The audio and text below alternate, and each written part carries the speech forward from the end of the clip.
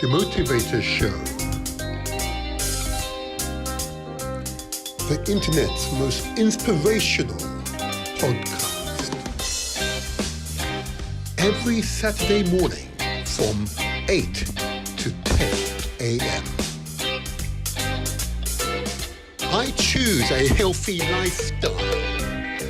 I will relax and when possible attend a spa.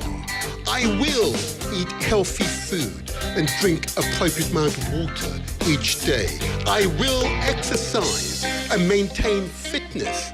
I will not be afraid of doctors and seek out medical examination when I need it. I will promote good mental health because it's important to me.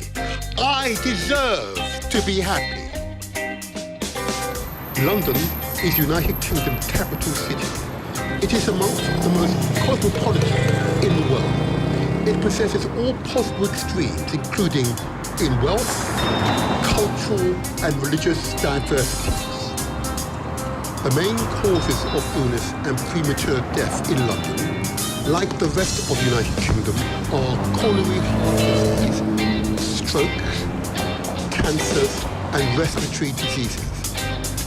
Other key health challenges in London include tuberculosis, issues relating to sexual health, including HIV/AIDS, mental health, and drug and alcohol misuse. It is likely that these issues and diabetes and obesity will continue to be priorities over the next 10 years. As London's diverse population increases, there's also likely to be an increase in diseases which are more prevalent in some black and ethnic minority communities, such as high blood pressure and renal diseases. I choose a healthy lifestyle. I will relax and when possible attend a spa. I will eat healthy food and drink appropriate amount of water each day. I will exercise and maintain fitness. I will not be afraid of doctors and seek out medical examination when I need it. I will promote good mental health because it's important to me. I deserve to be happy. London currently has high levels of health inequalities with unacceptable variations in infant mortality and life expectancy across the capital. Tackling these issues is likely to remain a key challenge over the next 10 years.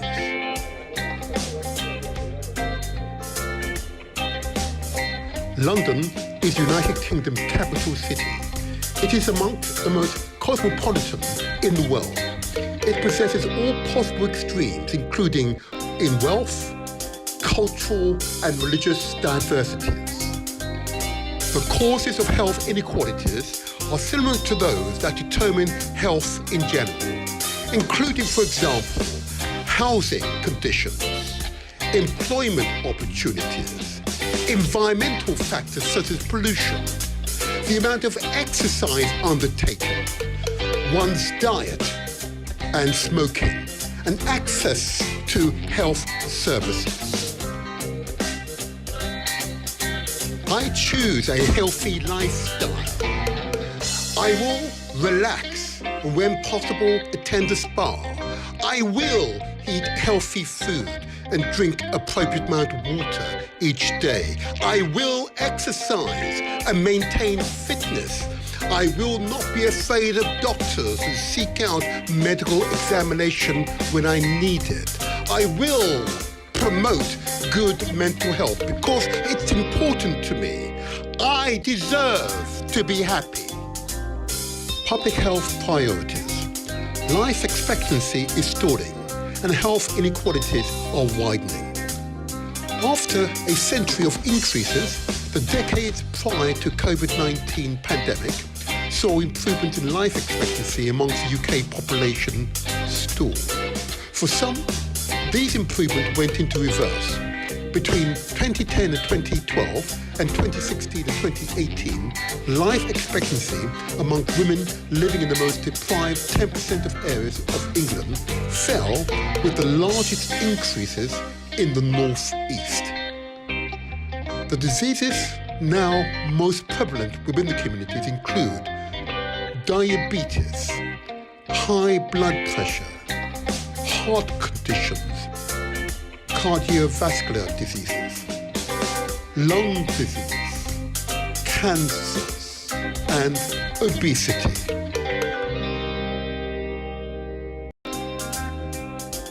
London is United Kingdom's capital city. It is amongst the most cosmopolitan in the world. It possesses all possible extremes, including in wealth, cultural and religious diversities. Professor Kevin Fenton, CBE. Kevin Fenton is the president of the Faculty of Public Health. He's also a senior public health expert and infectious disease epidemiologist who's worked in a variety of public health executive leadership roles across government and academia in the United Kingdom and internationally. His specialist interests are in tackling health inequalities, infectious disease prevention and control, climate justice, and urban health. Professor Fenton is the Regional Director for London in the Office for Health Improvement and Disparities within the Department of Health and Social Care. Within this role, he's also the Statutory Public Health Advisor to the Mayor of London and the Greater London Authority, and the Regional Director of Public Health for NHS London. He is also the Government Chief Advisor on HIV and Chair of the HIV Action Plan Implementation Steering Group for England. Professor Kevin Fenton says, I'm a public health director. Here are 5 things you can do to improve your health. 1. Mindful and balanced eating. Nourish wisely. Eat whole, balanced meals with awareness to support energy and well-being. 2.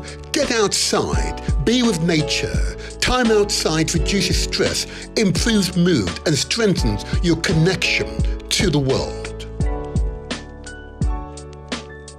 3. Stay curious, stay engaged, explore new interests, keep your mind sharp, build social contacts, and boost your happiness. 4. Get active, move it or lose it. Move daily, lift weight, and do cardio. Exercise, improve physical, mental, mood, and energy. 5. Prioritize rest and sleep. Disconnect, rest. Quality sleep supports mental clarity, emotional balance, and overall health.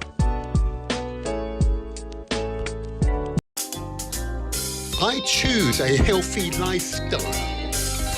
I will relax, and when possible, attend a spa. I will eat healthy food and drink appropriate amount of water each day. I will exercise and maintain fitness. I will not be afraid of doctors and seek out medical examination when I need it. I will promote good mental health because it's important to me. I deserve to be happy. Traditional medicine has existed in Africa and China for thousands of years.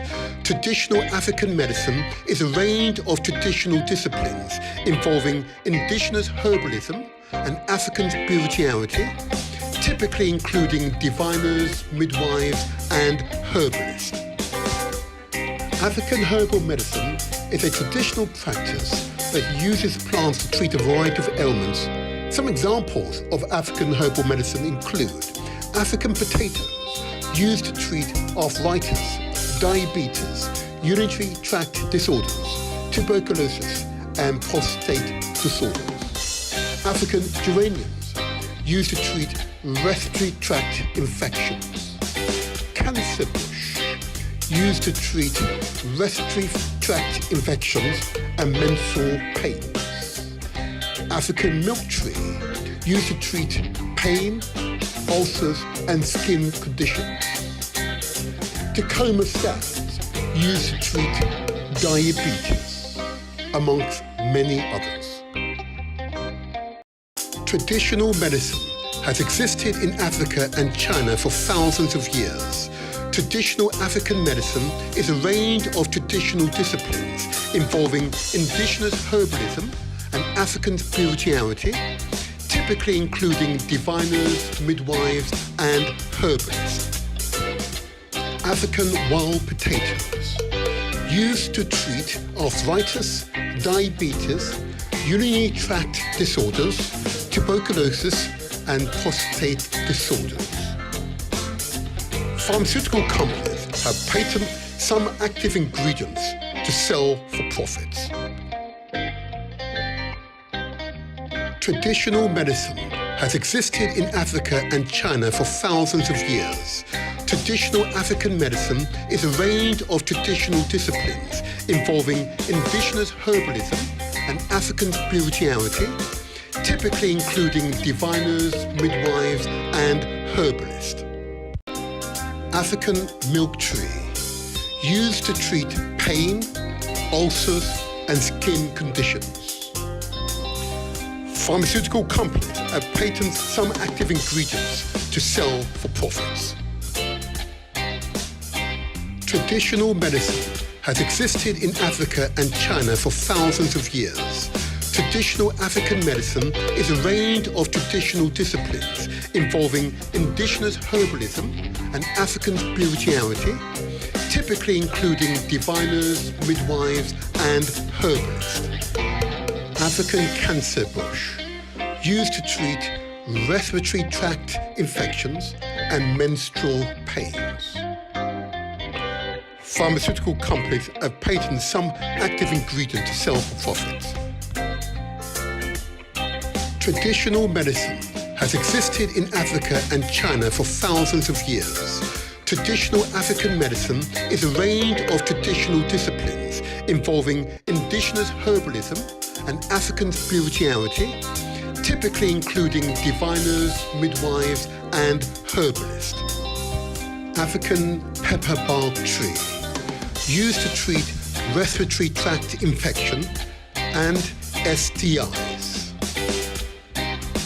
Pharmaceutical companies have patented some active ingredients to sell for profits. Traditional medicine has existed in Africa and China for thousands of years. Traditional African medicine is a range of traditional disciplines involving indigenous herbalism and African spirituality, typically including diviners, midwives, and herbalists. Rooibos, or African red tea, used to treat inflammation, high cholesterol, and high blood pressure. Dried, can be brewed into a reddish-brown herbal infusion. Pharmaceutical companies have patented some active ingredients to sell for profits. I choose a healthy lifestyle. I will relax. When possible, attend a spa. I will eat healthy food and drink appropriate amount of water each day. I will exercise and maintain fitness. I will not be afraid of doctors and seek out medical examination when I need it. I will promote good mental health because it's important to me. I deserve to be happy. African Traditional Medicine Day, on the 23rd of August each year. 25 African Union member states have taken the commendable step by integrating traditional medicine into their health sciences curricula, with 20 of these countries also developing training programs for both traditional health practitioners and health sciences students. These efforts are essential for ensuring that traditional medicine continues to thrive in a scientifically informed and culturally respectful manner.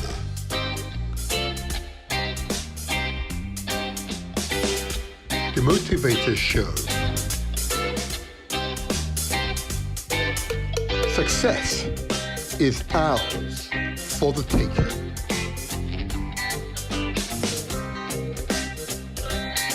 Subscribe to our YouTube channel. It's free. Press the like button and don't forget to leave a comment.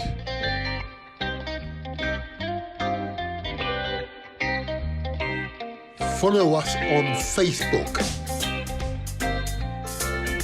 Give us the thumbs up and share with your family and friends.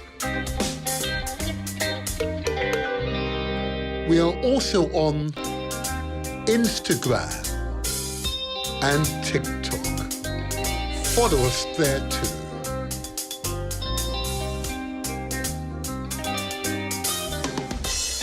You can listen to us on Galaxy at freeway.net and also Mixcloud too.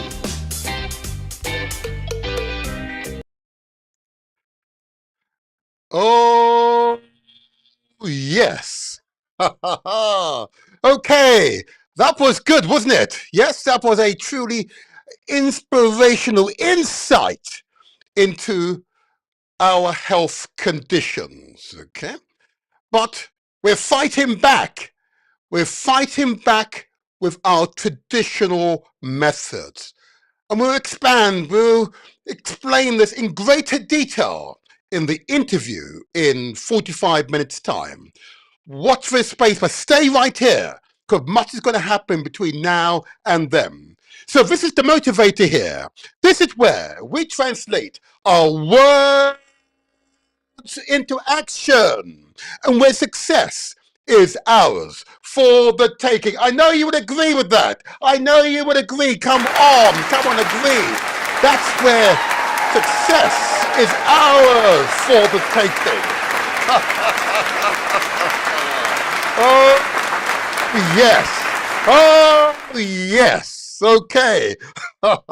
That's the way to start a show. That's the way to start this podcast, because we are going to inspire, we're going to inform, we're going to motivate you. And if we can't do it, I'm assuring you, you need to look at yourself in that case, all right? This is a sincere effort to uplift. This is a sincere effort to bring to you information which is untainted, information which is purely factual. And I encourage you, really encourage you, if in doubt, ask questions, and questions will come later. But let's go right into this. First of all, I think you would all agree that the last podcast was a spectacular success.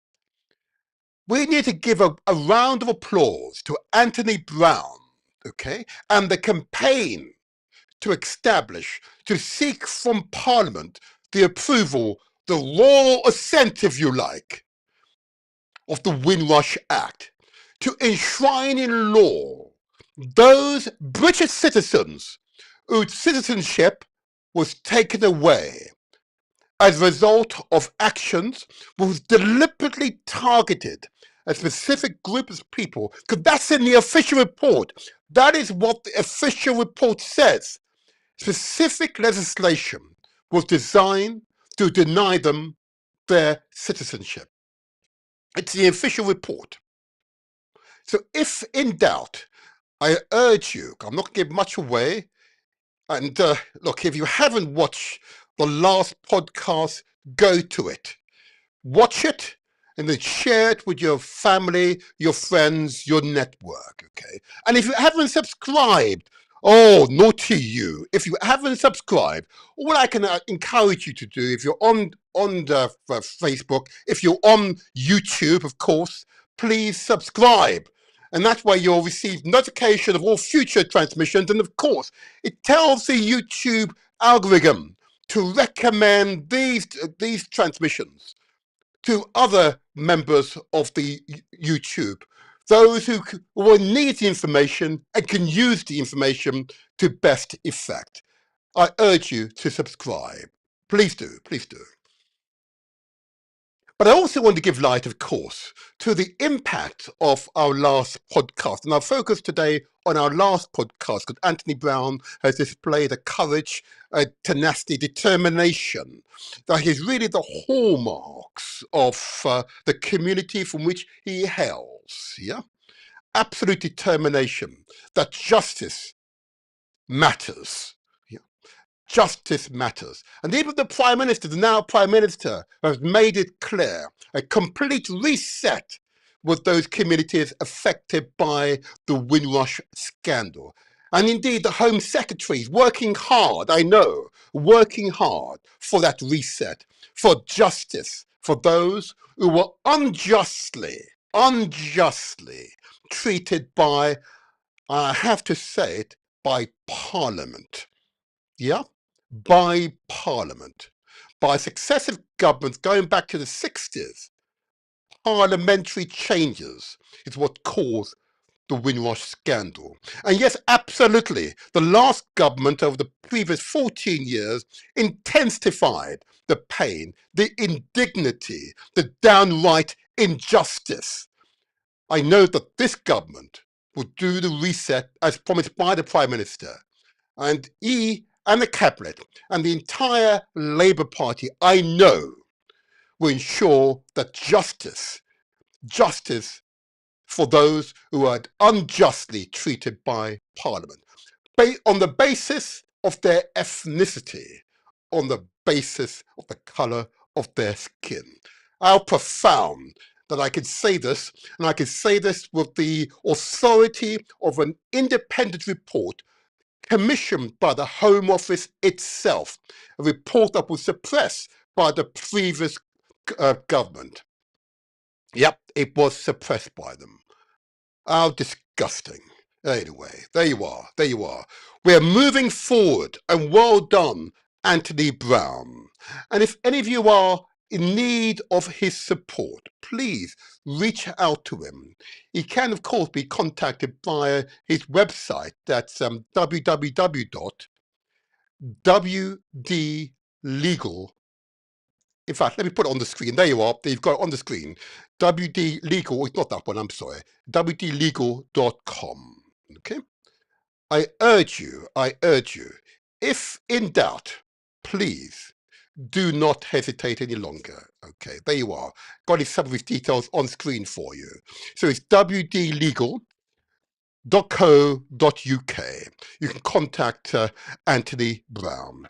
Do so, and he'd be more than happy to give you whatever support he can. But if you are able and you want to contribute to the campaign for Parliament to approve the Windrush Act, reach out to him. If you're an individual or an organisation, reach out to him.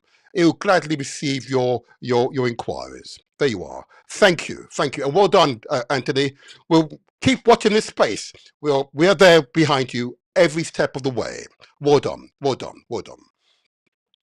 Now it's necessary for me to move to the next phase of this podcast. And of course, many of you be aware that health has always been a feature of these podcasts. Why? Because I've seen the official figures in relation to the health, particularly of people of African heritage or indeed South Asian heritage, particularly so. The figures I've seen are truly disturbing. They paint a picture of a sick community, which is adversely affected by all the usual public health diseases, but in the extreme. And as a result, far too members of those communities are dying long before their time. It doesn't mean that other communities are not affected. Let's be clear about that.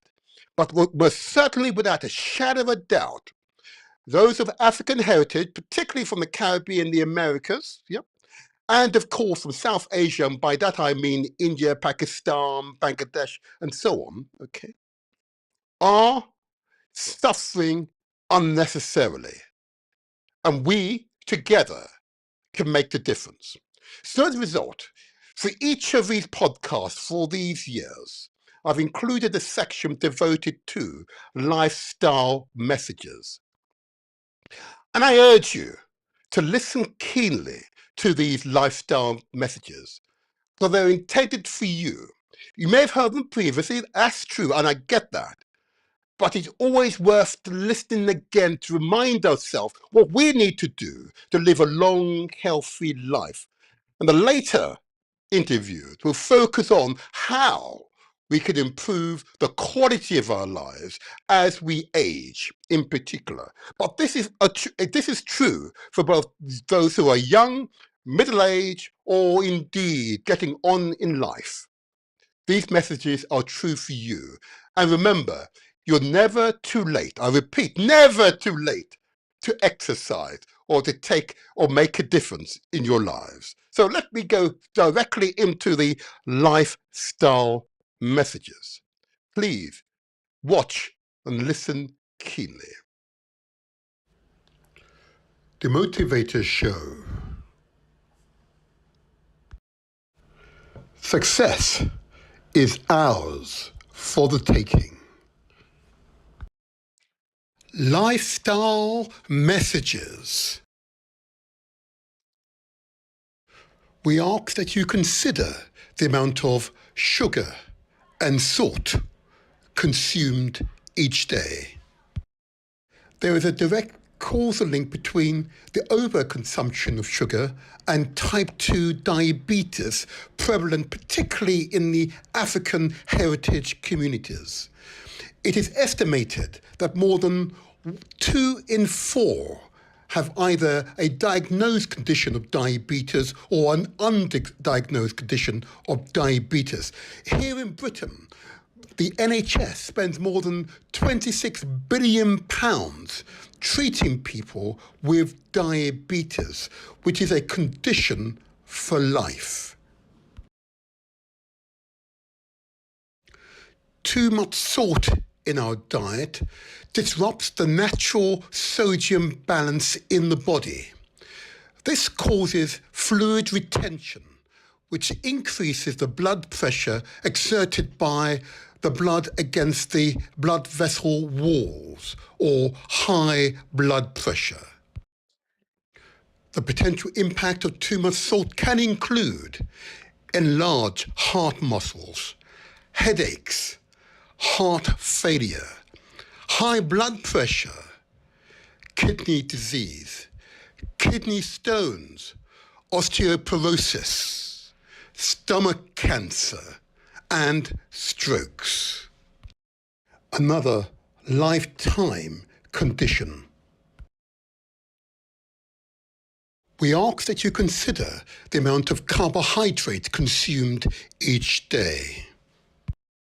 Typically derived from wheat-based produce such as pasta and other related wheat-based products, and of course root vegetables such as potatoes and the yam. And yes, I did say yams.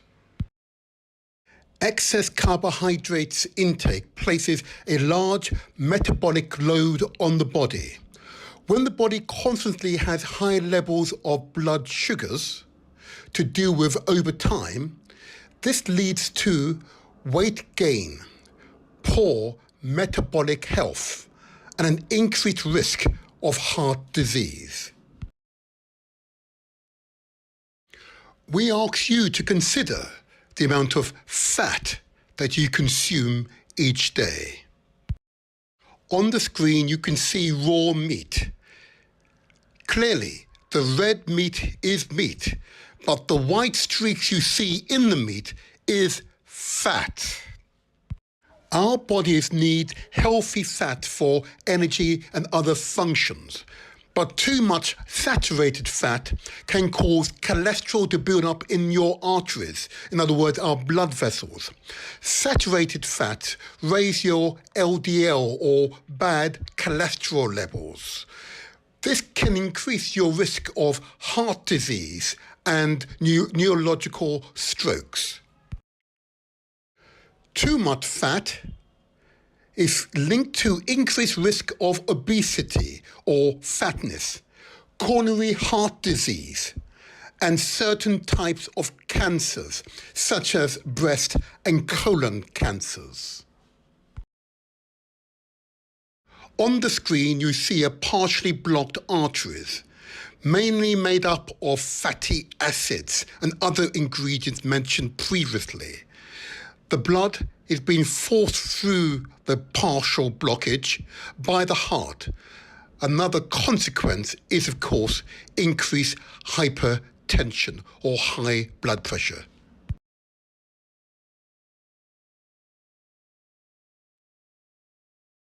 Examples of starchy foods include potatoes, bread, pasta, cereals, and rice. Excessive consumption of starch, scientific studies have shown, may cause insulin resistance, in other words, diabetes, may cause skin irritation, many of us will recognize as eczema, may cause gastrointestinal irritation. Many of us will recognize these conditions.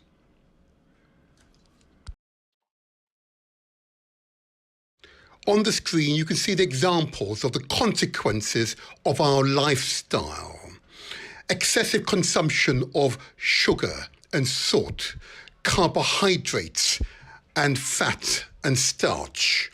You see the young lady and gentleman with the bloated shoulders, bloated chest, bloated abdomen, bloated thighs, and bloated bottoms, or buttocks in polite company. The consequence of our lifestyle. The prevalence of obesity amongst black women in the United Kingdom is significantly higher compared to the general population. Approximately 58% of black women in Britain are classified as obese. This rate is considerably higher than the average obesity rate for women across all ethnicities in the UK, which currently stands at between 30 to 32%. This is a public health emergency.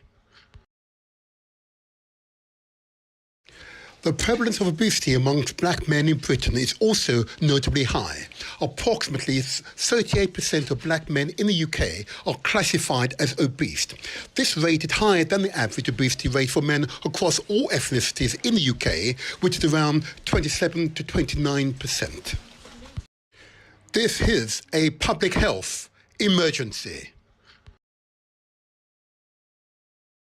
The experts recommend that we should eat fresh, untainted foods, including tomatoes and oranges, melons and beetroot, noriega and avocados, grapes and apples, lemons and cabbages, lettuce and cherries, bananas and cucumber, and pears and onions, sweet corn and pineapples, carrots and cauliflower, garlic and sweet pepper, lemons and many other fruits and vegetables, which are untainted and are good for you. The experts recommend that we should ensure that we consume between 2 to 3 litres of water per day. It does depend upon your height and your mass. You see on the screen a young man drinking his water, the young lady enjoying her water. The advice given to you about our lifestyle will not mean anything to you unless you exercise. To exercise for life. You see the young lady with her weights, pumping her weights. You see the mature gentleman running with his headphones in with a smile on his face. You see a young lady running up and down those stairs. Oh yeah, that is real exercise. You see the young man pushing up and down with his push-ups. This is exercise. Our bodies need exercise.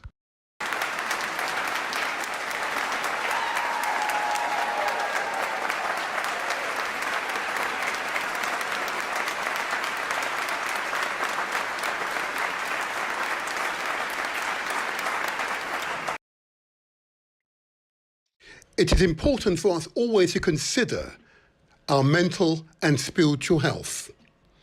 If you have concerns about your mental health, please seek out professional advice or speak out to those you most trust. I trust that they will seek out the right advice and support for you. And of course, as human beings, we are truly spiritual entities. It is important to speak to your spiritual advisors.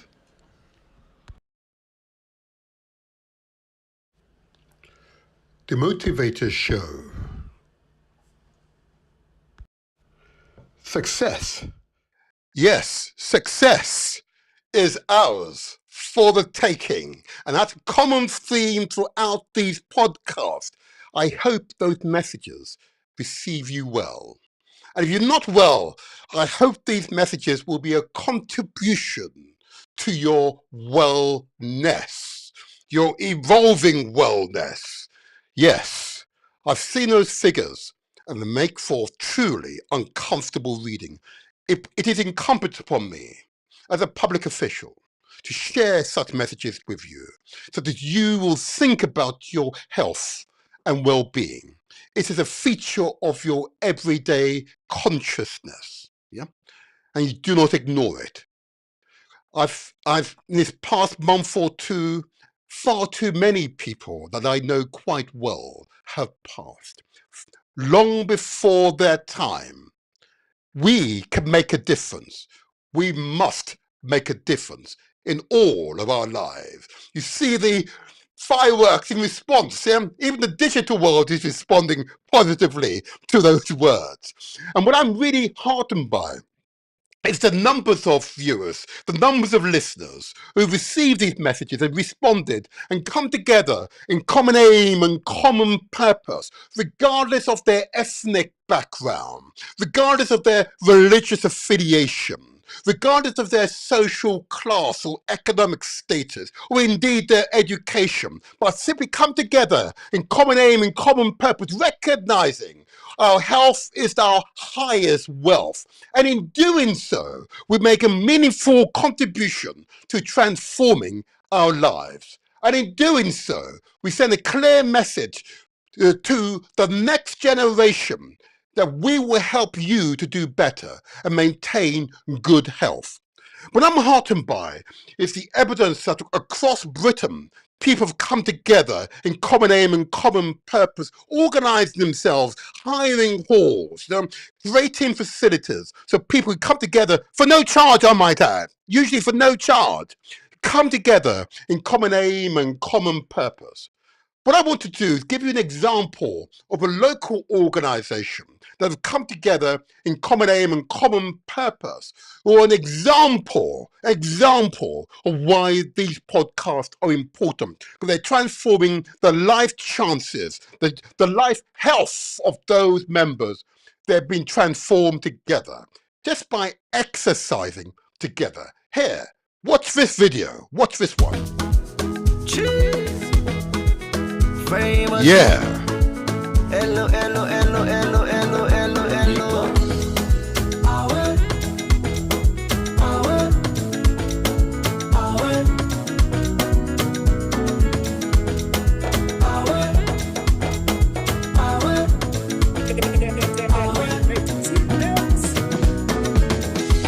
You get one life on leave. Me self get one life on leave.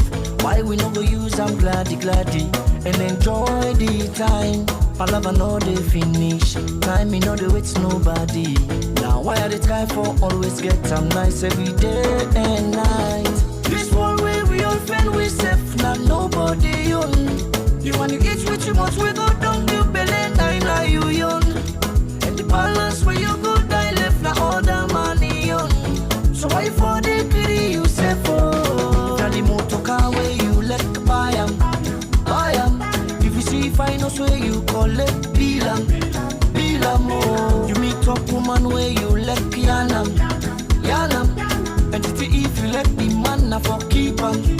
Want them more. Oh, look at that, huh? They're working them forward. Yep, they're working themselves out. Oh yeah, look at this. Brilliant.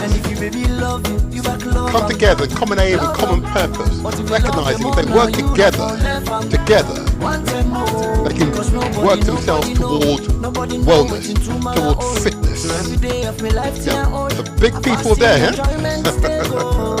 But they're exercising, yeah. They're shedding the weight. All man they fed for Yes. himself. Now why I know they allowed with the other man they pan take me peace away.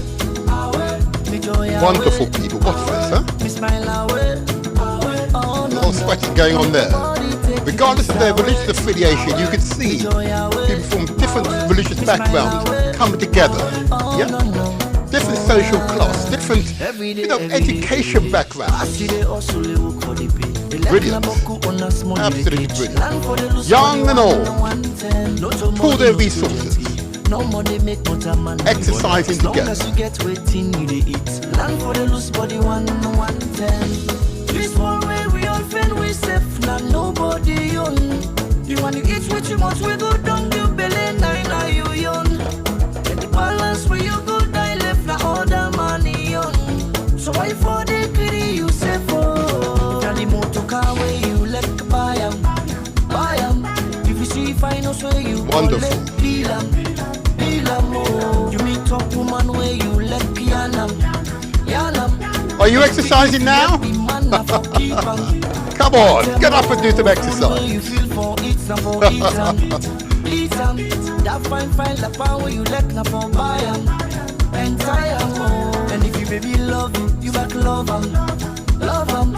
But if you love them all now you na for left 'em. Want them more.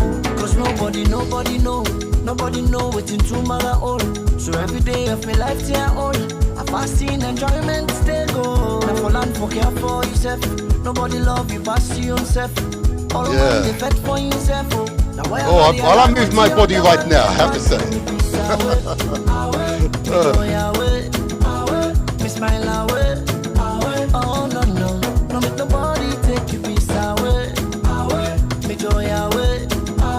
Me smile away. Oh no.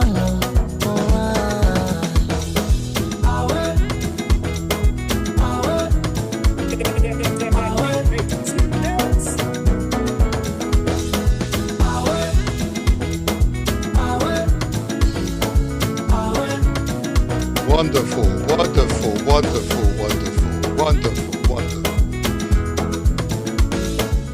Oh, yes.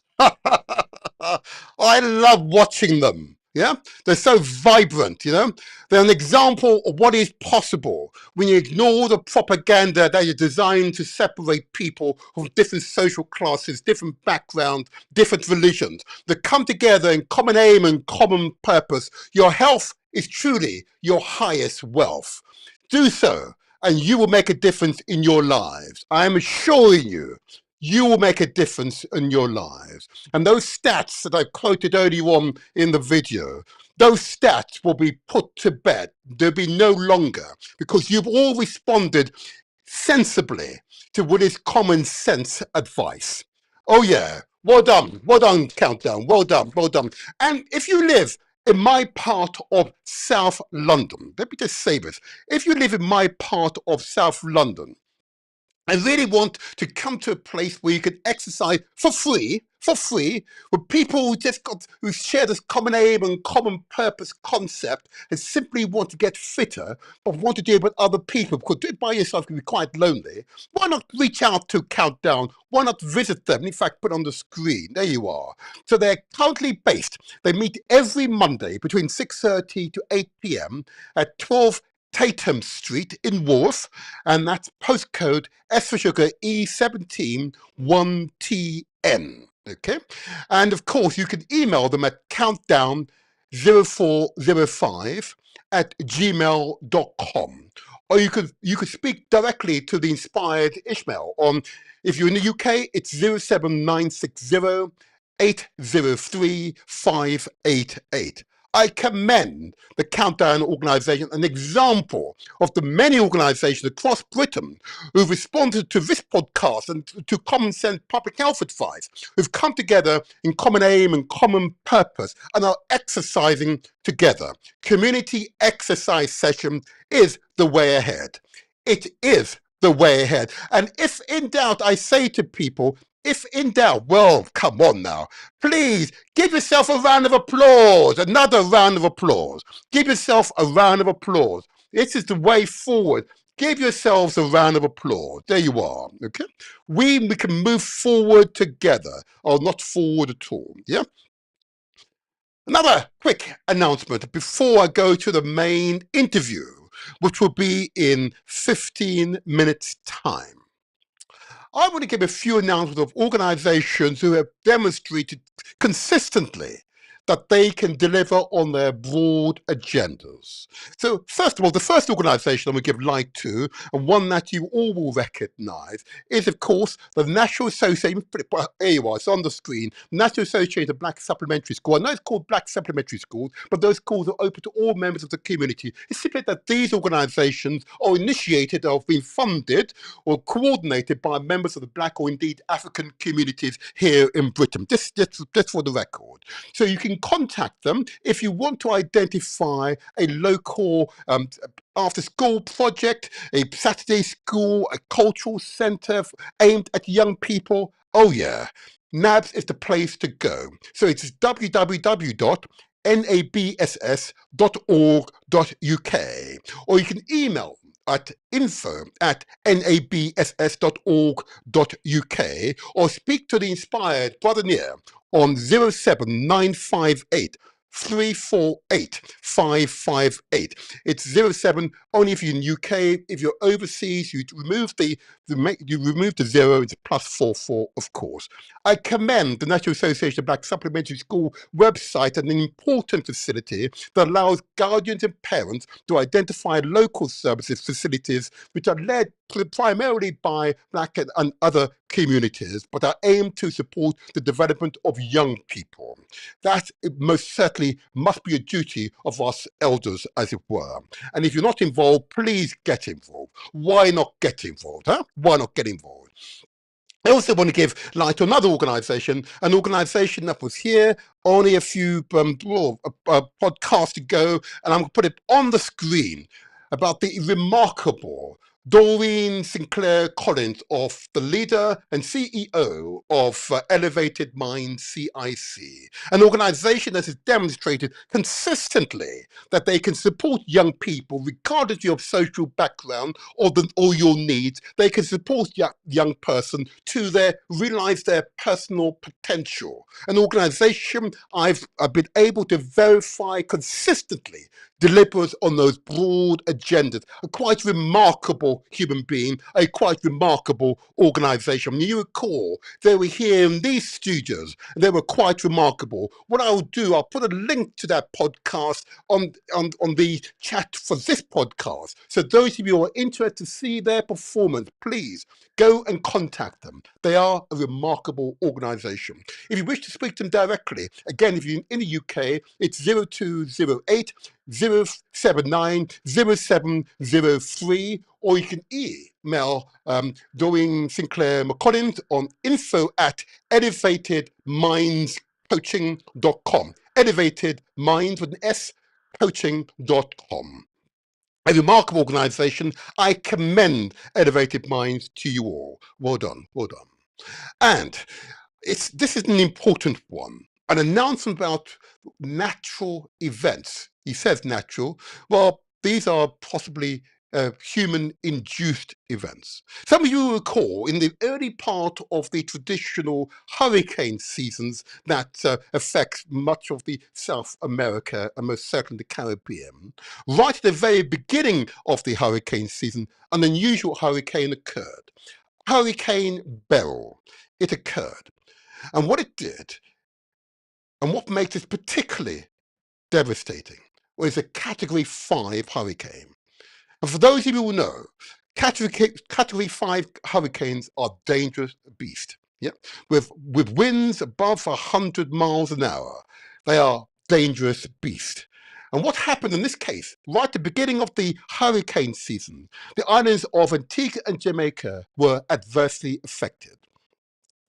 As a result, many communities were devastated, and I did a show only a few months ago which highlighted that devastating.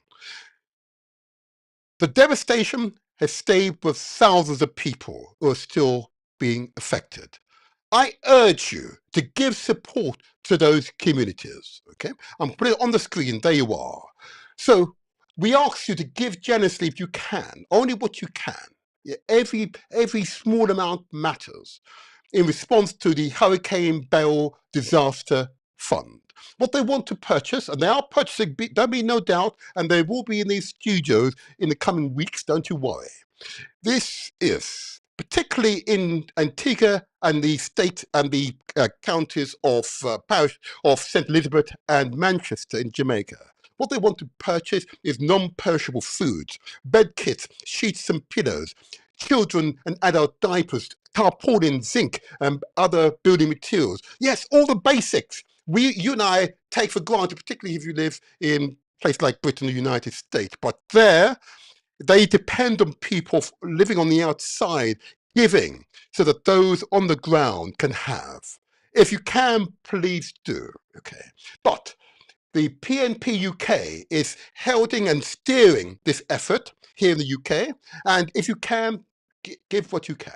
NatWest Bank, sort code 600802, account number 298-61233 is the account number to transfer, and you're making a transfer, please include in the reference it's DRF Beryl, in other words, Disaster Relief Fund Beryl, just so it's all clear where it's coming from.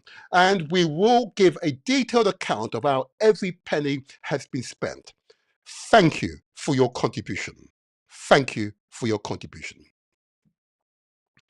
And I suppose I should give one last announcement. In fact, I'll give this announcement now, and that's in regards to Windrush. Notwithstanding the campaign being led by Anthony Brown, who is, of course, a lawyer, and he's holding and shepherding those of us involved in the campaign to ensure Parliament approves a Windrush Act.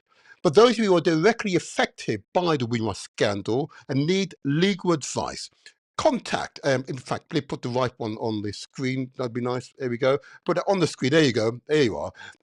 Contact the Windrush Legal Advice Clinic. They're based in 58 Bank Street in the West Midlands, WV148PD.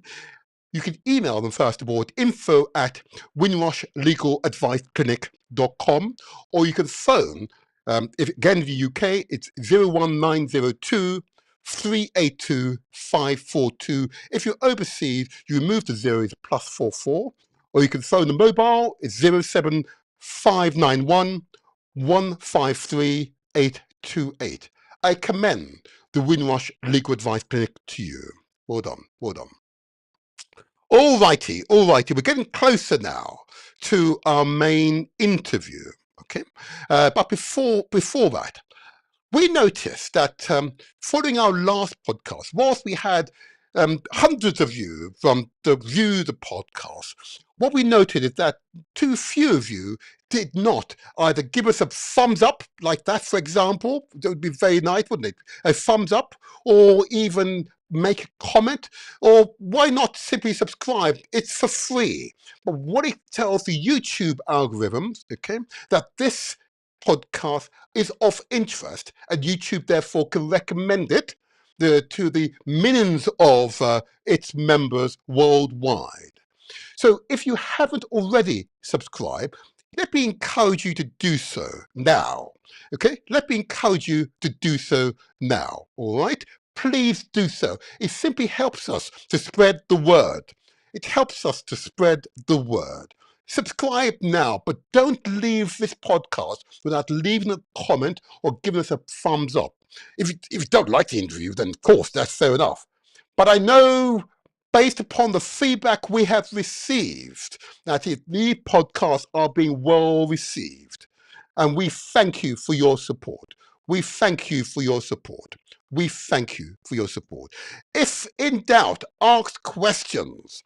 If in doubt, ask questions. Okay? This is really very important. Very, very important. Thank you in anticipation of your positive response. That you will subscribe if you're on YouTube, and you will give us a thumbs up at the very least before leaving this podcast. Thank you. Thank you. Thank you. Okay. Now it's important to move forward and set the tone for the forthcoming interview.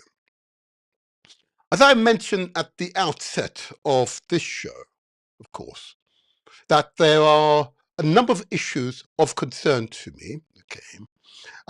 Another one of those issues, in fact, let me just highlight one other issue before I go to the main theme. Why not? Why not? Okay.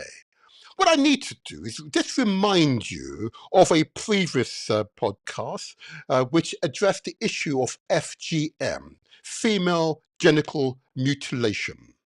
Some of you remember the remarkable councillor Naima Ali, and she is indeed the mayor of Southwark.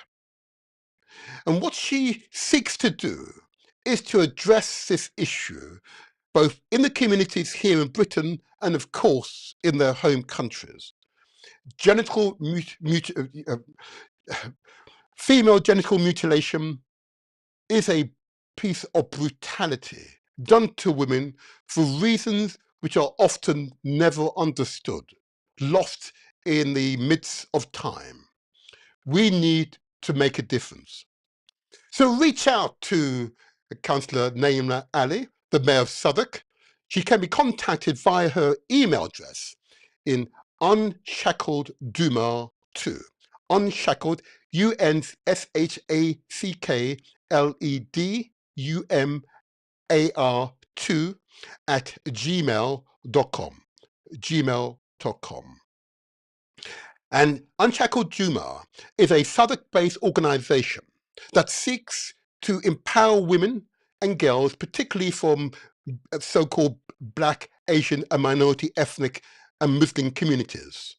The organisation focuses on promoting self-empowerment, autonomy and advocacy, with a strong emphasis on combating female genital mutilation, FGM. It raised awareness about FGM's harmful effects, supports survivors, and works towards eradicating the practice. I've got no hesitation in giving support to this campaign and support for the remarkable Mayor of Southwark, Councillor Naima Ali. Thank you, Councillor Naima Ali, for your outstanding work. Come on, join with me in giving her that round of applause. Let's recognise her. Come on, let's recognise her. Let's recognise her. Yes, yes, yes, yes. Let's recognise her. Well done, well done, well done. Long may she continue her outstanding works. Long may she continue her outstanding works. Well done, Councillor Ali. Well done, well done. Now then, I will now go to the main subject for today's show. And today's show, in so many ways, exemplifies what is, I believe, one of the most talented international journalists I'm aware, Ndidi Ichewe. Okay? And what she would say about this is quite profound. Okay? And why is it so profound? Because she talks about and she writes about responsibility. We're responsible for our health ultimately. So just have a read of this. And this is what she would say. This is Ndidi. Given the state of Nigeria, or indeed Africa, or Britain, or the Caribbean, or America, I think people haven't made the mental link that they are responsible for the kind of existence they hand over to their children. Yeah? Profound words. Why they're so profound? Because it's our responsibility. We prepare children. We give them the right habits so they can live long, healthy lives. And very often, particularly those of us who live in countries such as Britain, Europe, Caribbean, parts of America, and parts of Africa, you know, we're eating an awful lot of processed foods. Our lifestyle is remarkably sedentary, not exercising, you know? And we live under remarkable emotional pressures, usually caused by having to work hard in order just to survive. And this can have real impacts on our general health and well-being. But across Africa, there is traditions, yeah, that we have, that many of us have forgotten, yeah? many of us have forgotten. This is true, of course, for all cultures, from India to Pakistan, from China to Vietnam. There are traditions, yeah? There are traditions. We will give light today to many African traditions, yeah? And we wish to share this information with you. So I'm going to encourage my guest to log in, and we can prepare ourselves for the main interview. Okay, so I'm going to encourage my guest to log in. Okay, so what I will do now, I'll play part of the intro video. I'm going to help my guest to come into the studio, and then hopefully by the time intro video is concluded, my guest will be here and we'll be able to commence this interview. Will be truly an inspirational experience. So watch this space. Just hang on for a moment there. Watch this space. There we go. And if in doubt, I say to people, ask questions, you know. I'm going to keep saying that, but often far too many people suffer in silence. Yeah. Here we go. I'm going to put it on now. There you go. The Motivator Show. The internet's most inspirational podcast. Every Saturday morning from 8 to 10 a.m. I choose a healthy lifestyle.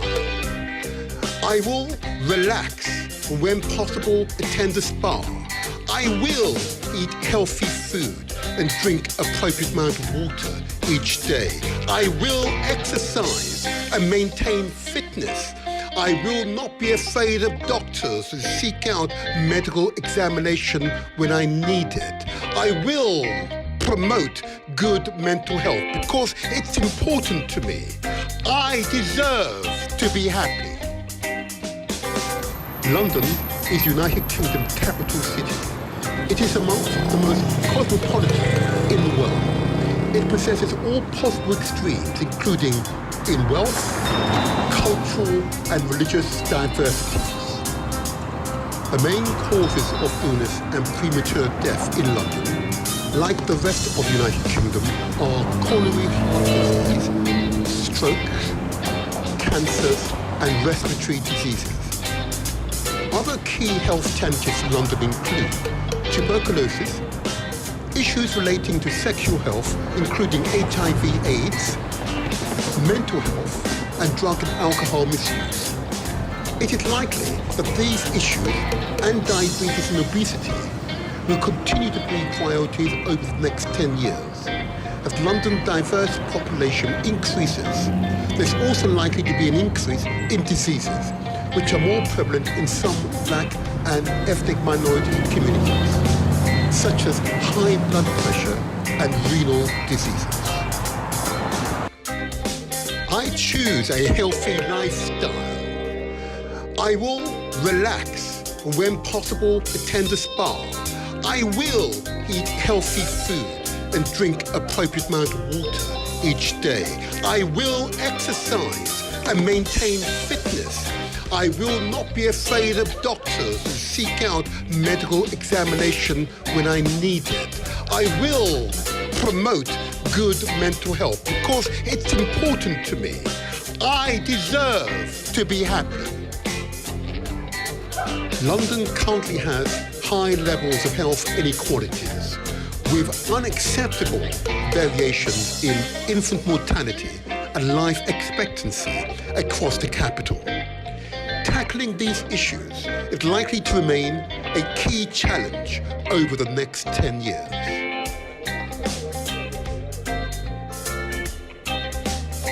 London is United Kingdom's capital city.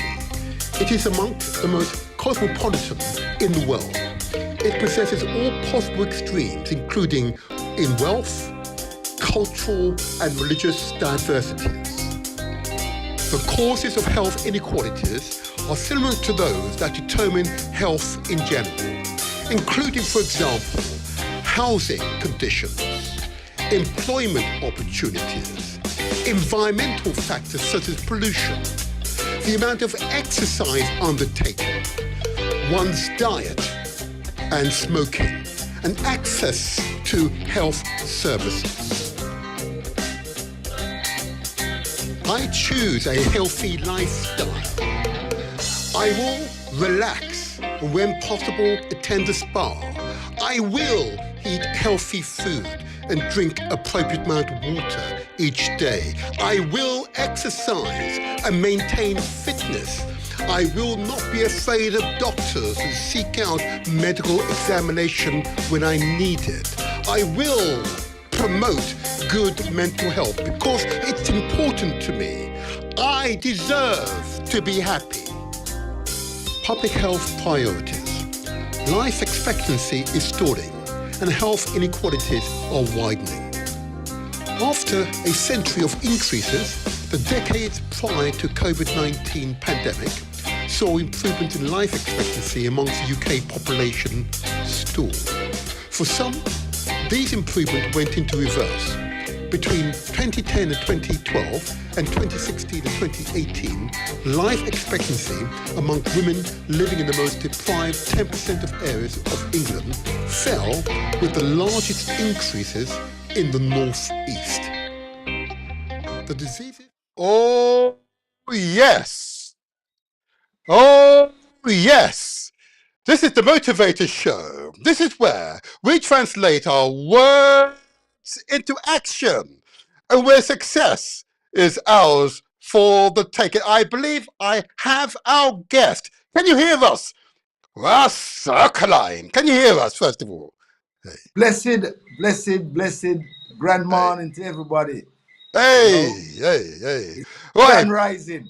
Grand rising indeed. Grand rising indeed. Boy, I understand you're way over there in the Caribbean. Where are you right now, Ras Alkaline? Go on, tell us now. Yes, my brother. I'm in Ochi. I'm sitting on my veranda. Hey. You know, beautiful.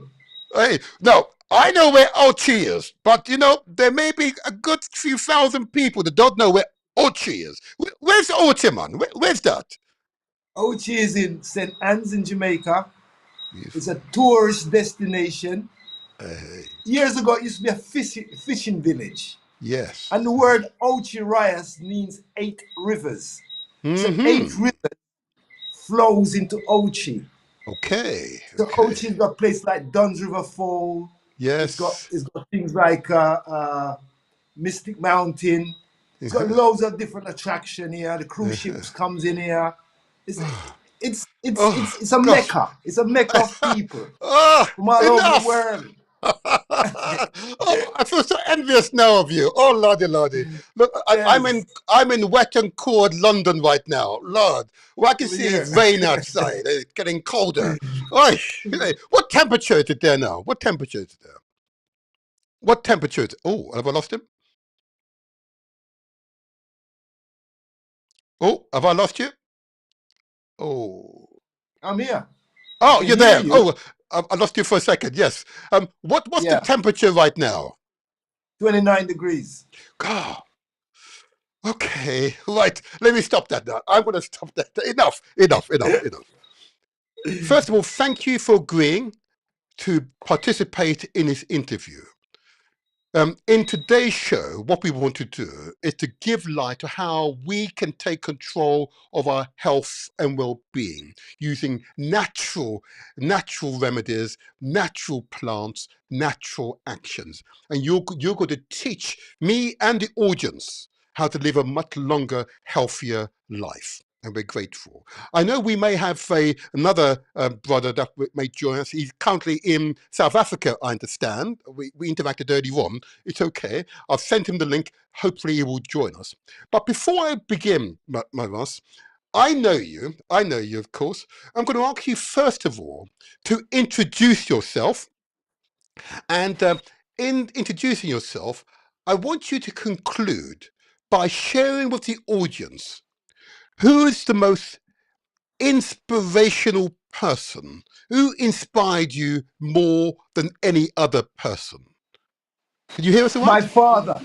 Oh, My right father. into that. Why? My father was a herbalist before.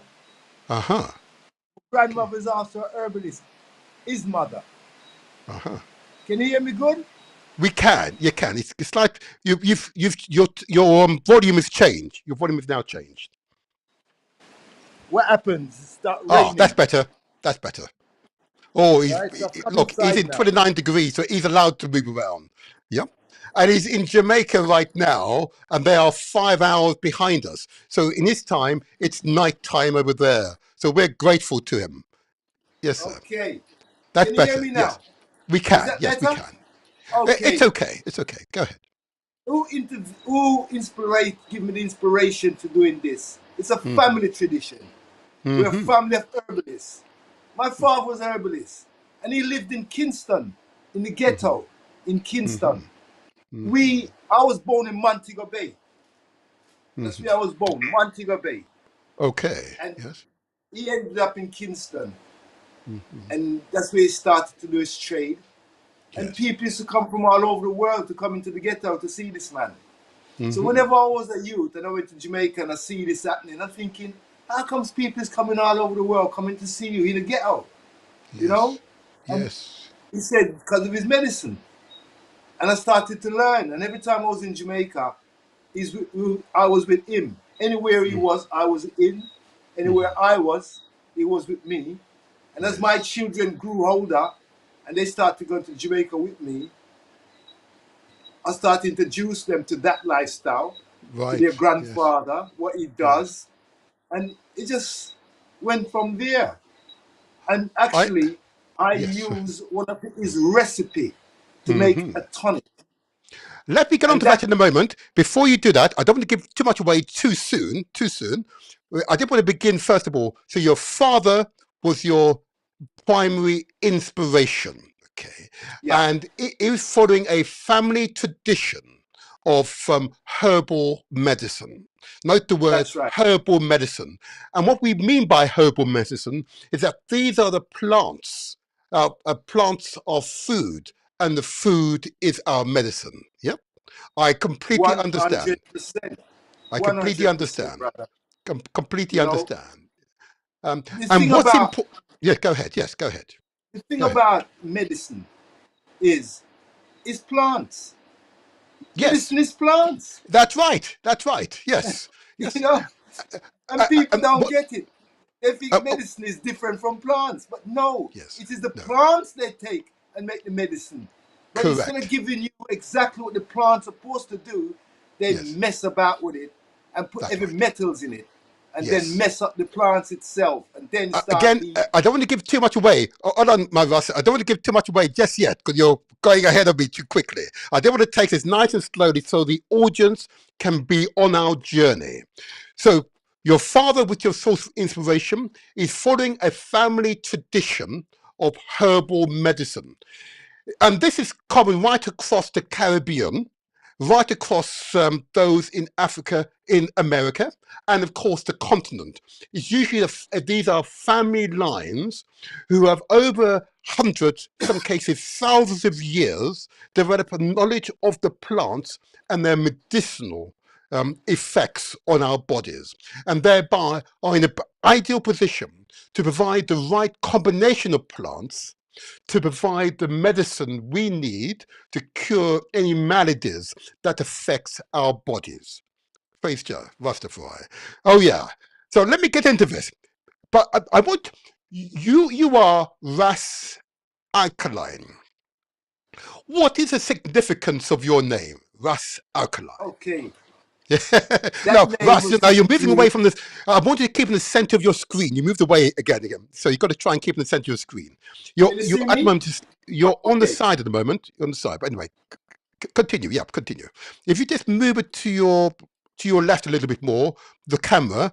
Oh, that's better. You're better. That's better. Yep, that's better now. Okay. The name was given to me years and years ago. Years Mm-hmm. ago.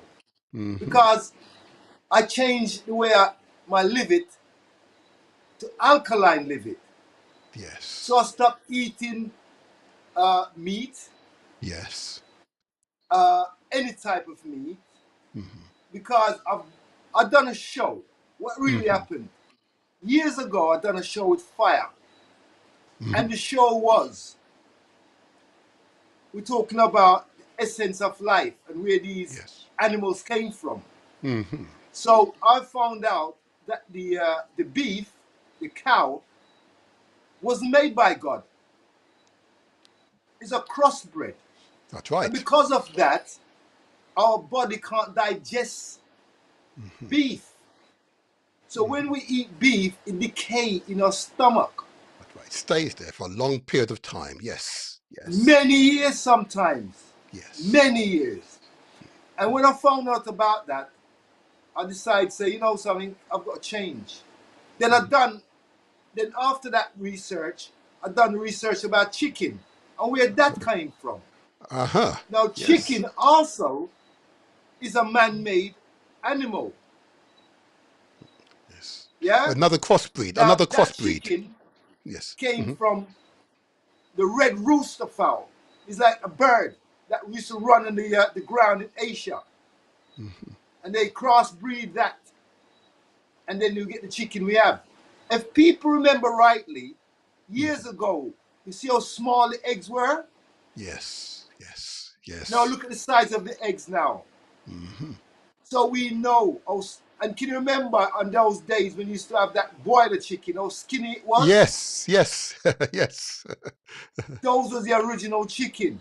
It So is true. over the centuries, what they have done is crossbreeding these birds and these animals until we now accept them as a part of our diet. Correct. Correct. So these foods are not food made by the creator. These are the food that's made by men. And because it's made by men, remember this, brothers and sisters, the body don't recognize it. The body only recognizes things that's made by the creator who created you. Yes. Anytime men get involved with any form of medicine or food, it's detrimental to our body. Our body can't recognize it. That is why it breaks down in our system. Okay. So, brothers and sisters, I'm not knocking the people who wants to eat these food, but I'm just bringing to light where they actually come from and what they're all about.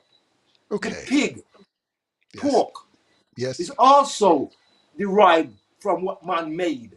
It's That's not right. a natural phenomenon from the creator. That's right. That's right. So all these meats that is promoted and pushed to our communities all over the world are food that is made by men, not by God. But the thing about it is this: majority of people thinks it is food that is made by God. Yes. No, it's not. And that is why it's detrimental to our health. And that is why, if you look right in the world right now, people are crying out for help. Yes. Because Yes. going to a so-called physician or a GP is not the key. Oh, my brethren is just coming. Yes. We're here. Yeah, it's not the key for good quality health. You know? When you go to a person like us, we're trying to go to the cause of your problem. Absolutely. We look for the reason why you've had this problem in the first place. That's right. That's what we do. We fix the problem. We Hold there then. Hold there. Over the problem. Okay, hold there. Oh, there. That's good. Again, I don't want to give too much away just yet because you're going right to the kernel, right to the core of this. But before we do this, I want to introduce and first of all invite my good doctor, Aubrey, whatever. It is good to see you. It's been a few years since I've seen I your know it's been a while. personage. It's been a while. Long time. Of, Yes, and I appreciate that you found the time to join us today. yes, I know you I very was on the road, so I had to rush back to because Joburg is another place, man. It's another beast. So we went on the road, and it was the traffic, and yes. but I It's was not a hoping to get problem. back in time. No way, it's not a problem. You've given away already where you are, but first of all, I know you well.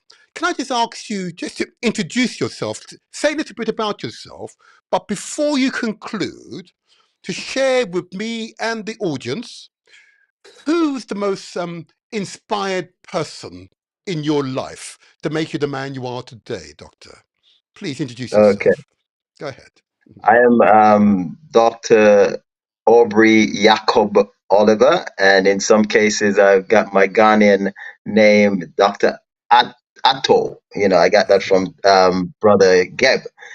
But I basically study social science from early years, and then I went to med school where I studied the physiology and neurology, since my specialty is neurological science, neurological surgical, and the science and the research and development of the nerve system. Mm-hmm. So after that, I basically worked as a lecturer for a while, and then to do my doctorate, I went into complementary and alternative medicine. And so that's how I end up here. But my biggest motivator for what I do has always been my mother. Since Oh, well said. as an All early the teenager, she mothers, gave come on. Let's give a clap to all the mothers. Come on. Let's all applaud the all the mothers. mothers. Yes, Go my ahead. mother Yes. never stopped studying, and she never stopped Uh-huh. learning. And I think Yes. even on her 80th, when she's in her 80s, she helped me with my math Oh, for look my at that. doctorate. And I mean, she was struggling with Alzheimer's at the time, a Oh, little bit of dementia at the time, and I really? remember Uh-huh. treating her, and she Yes. came back from the dementia to help me with my math. So I realized that we Wow. can reverse those diseases, and just her strength and her tenacity to heal herself was Mm-hmm. also a motivation to me. And so I'm basically about helping patients healing themselves, because it's not Mm-hmm. about us. Another physician can do it. It's Mm-hmm. the body that will do the healing, but we just have to Mm-hmm. provide the impetus, whatever it Correct. takes. We Yes. provide it. Yes. Well said. Well said. Well said. And Ras Alkaline was describing how he changed his lifestyle and why his name's now Ras Alkaline. He's now vegan.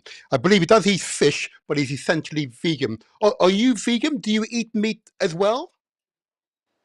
I eat I follow one thing in the book. It says kill and eat. Mm. So I'm eating. Okay. I'm on the seafood diet. I see Aha. food and I eat it, because in Yes. my research, Mm-hmm. the centurions of blue zone areas, Japan, Costa Rica, Sardonia, Mm-hmm.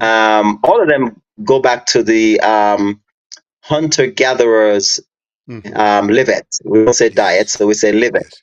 So what Yes. they eat is things from the ground, the roughage from the ground, Mm-hmm. the sea, stuff from the Yes. sea, a lot of Yes. seafood, salmon, sardines, those kind of fish, and they do eat grass-fed animals that are fed by grass, not Mm-hmm. by Mm-hmm. what the Americans do now, where they feed them with grains that are full of pesticide, grains that are full Yes. of Yes. what the other thing? They're full of what you call hormones, Yes. and Uh-huh. growth hormones to get these animals to grow fast.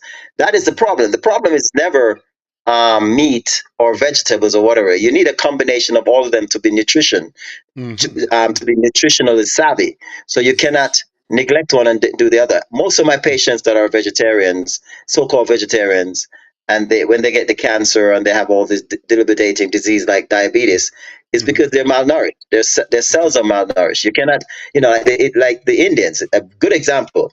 In India, most of them are vegetarian. They don't eat cows. They leave the cows Mm-hmm. alone because they worship that. So they eat a lot of vegetables. Mm-hmm. But they have the most endocrinology problems of any nation, any race, What does because they that do get mean? more stroke. They What get does that more mean? strokes, more diabetes, more Right. um, things that are very prevalent, heart diseases. All of Yes. those come from endocrine issues. Endocrine is Yes. what balance your hormone, like your Mm-hmm. insulin. Number Mm-hmm. one hormone that we need for nutrition to Mm-hmm. distribute in the body is insulin. Yes. So if you're eating a lot of Yes. stuff that is overcooked, especially overcooked vegetables, when I go to their restaurant, everything is overcooked. So there's no Yes. nutrients in it. All they're getting is the Mm-hmm. sugar, and then they juice. When they do juicing, They throw away the trash. So again, they're just getting the sugar. So they do have a lot of insulin resistant problem when too much sugar in the body. So hence they do have a lot of heart disease, diabetes. The diabetes is what caused most of the strokes. It's not salt causing strokes, and it's not stress that causes stroke. Yes, stress add to it, but if you already have damaged tissues and damaged organs based on your diet, bad diet, then you're gonna. So yeah, I'm if you get the right food, if you go back to hunter gathering, when the hunter gatherers were living to 100, 200, 300 and having children in their 500, when no one of those guys, those were hunter gatherers. Okay, thank you. Now you've given us a lot of information there, and I'm going to, if I may, over the next few minutes, organize that information so that ordinary people can hear and respond. Okay, because if there's a skill I have to ensure effective communication. Okay, so both of you are skilled practitioners in herbal medicine, in what I would describe as traditional. Let's correct that real quick. Okay, please go ahead. I'm not a practitioner in herbal medicine. I rely on people like probably Alkaline and other people who have the expertise in herbal medicine on a longer basis. But I believe that as a physician, I'm a physician who does research and development. So I believe that if you're going to heal the body, if you're going to help the body to heal itself, you need as much natural resources as possible. Absolutely right. And thank you for that correction. So let me now just take this forward, because I want to ensure the audience relates the information you're sharing to themselves. Because often what happens is that we hear it and we believe it affects other people. Okay.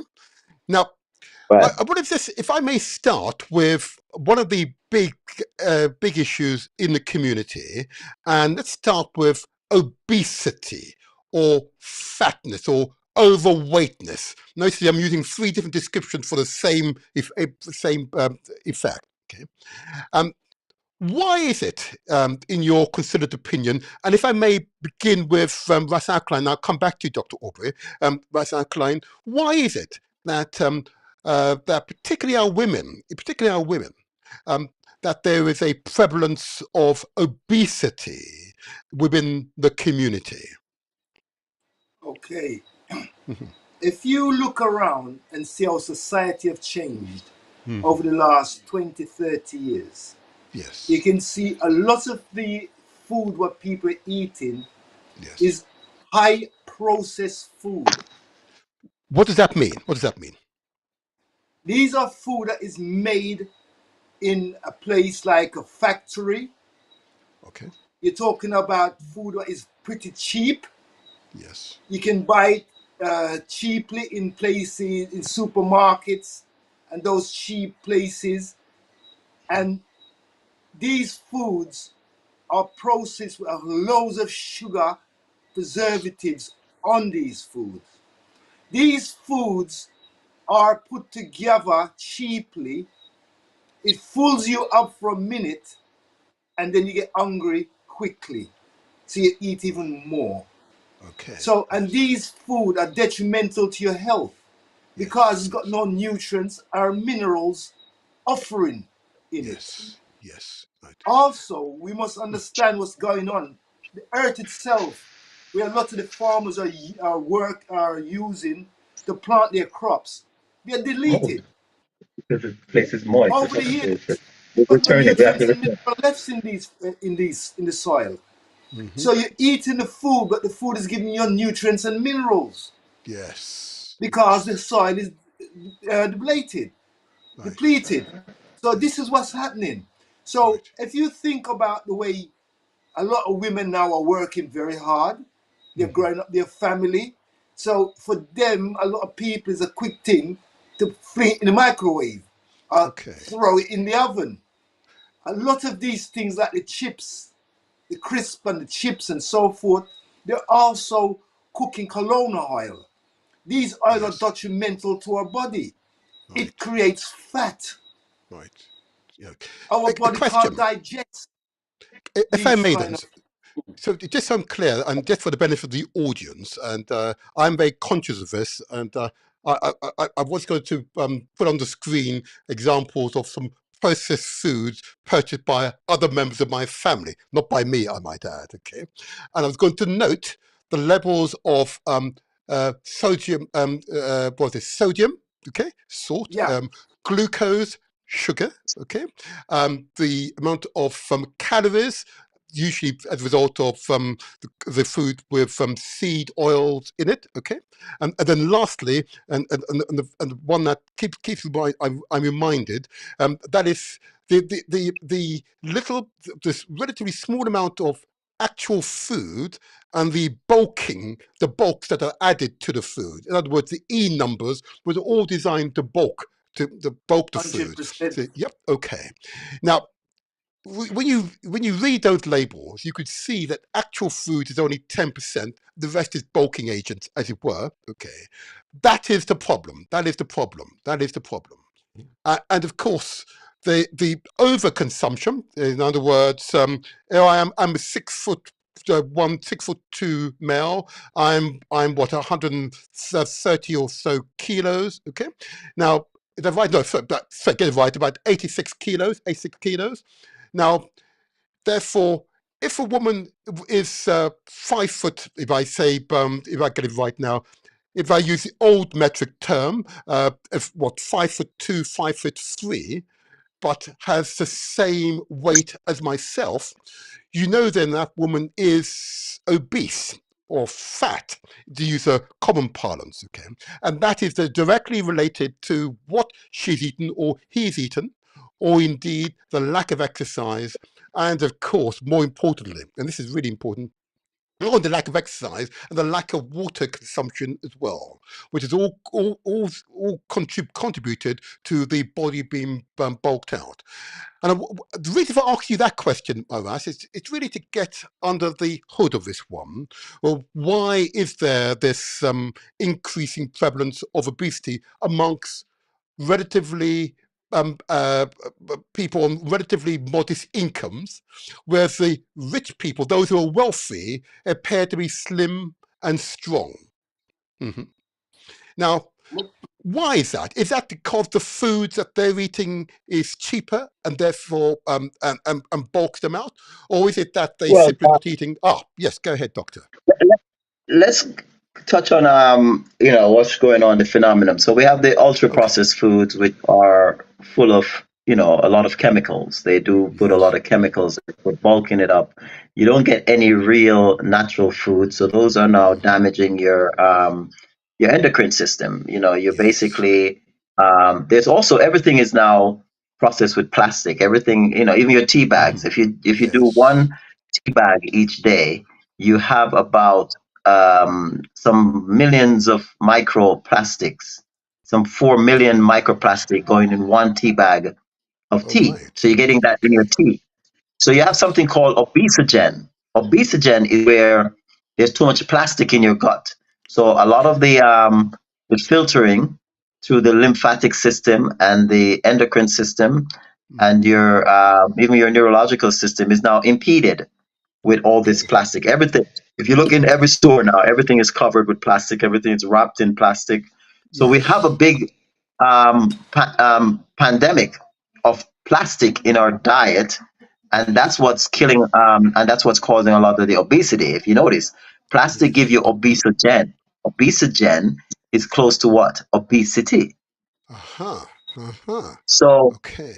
a lot of people don't know this science, so they basically, so you can't, you can eat certain processed food because when we're children, we eat Mm-hmm. Milo, we eat Yes. Ovaltine, those are We did. processed. Yes. We eat, Yes. we eat margarine, we eat chiffon Yes. butter in Jamaica. I used to eat It's true. chiffon butter on my crackers like it was nothing, you That's know. right. But today, they're now mixed with microplastic, so they're more damaging. All right. Today, they are now mixed with canola oil, which is more damaging. They're mixed with Yeah. other things like, when you were eating large fat as a child, when your Mm-hmm. mother, all she could afford was go to the butcher and buy the large fat from the Yes. pig, you Yes. were much healthier. Those All people lived right. to 100 because their Yes. cholesterol was high, but it was good cholesterol. Yes. Nobody in the blue zone area live longer than the ones with the highest cholesterol. Oh, right. Think about that. Wow, that's So profound. Yes. all of this modern medicine and modern food is what's causing the bad LDL in your Mhm. system that causes a heart attack. It's nothing to do with meat, nothing to do with animal fats, because Yeah, animal fat actually moves through your body faster than the synthetic fats, which is indeed. the seed Yes. oils, because there's Yes. no oil in vegetables. There's no oil in canola flowers, those little yellow flowers. What they Mhm. have to do is add sticky oil, the oil from even the processed oil from what we call fossil fuel, the same one that they put in the gasoline.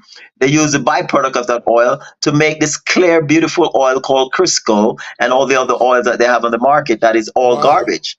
So Wow.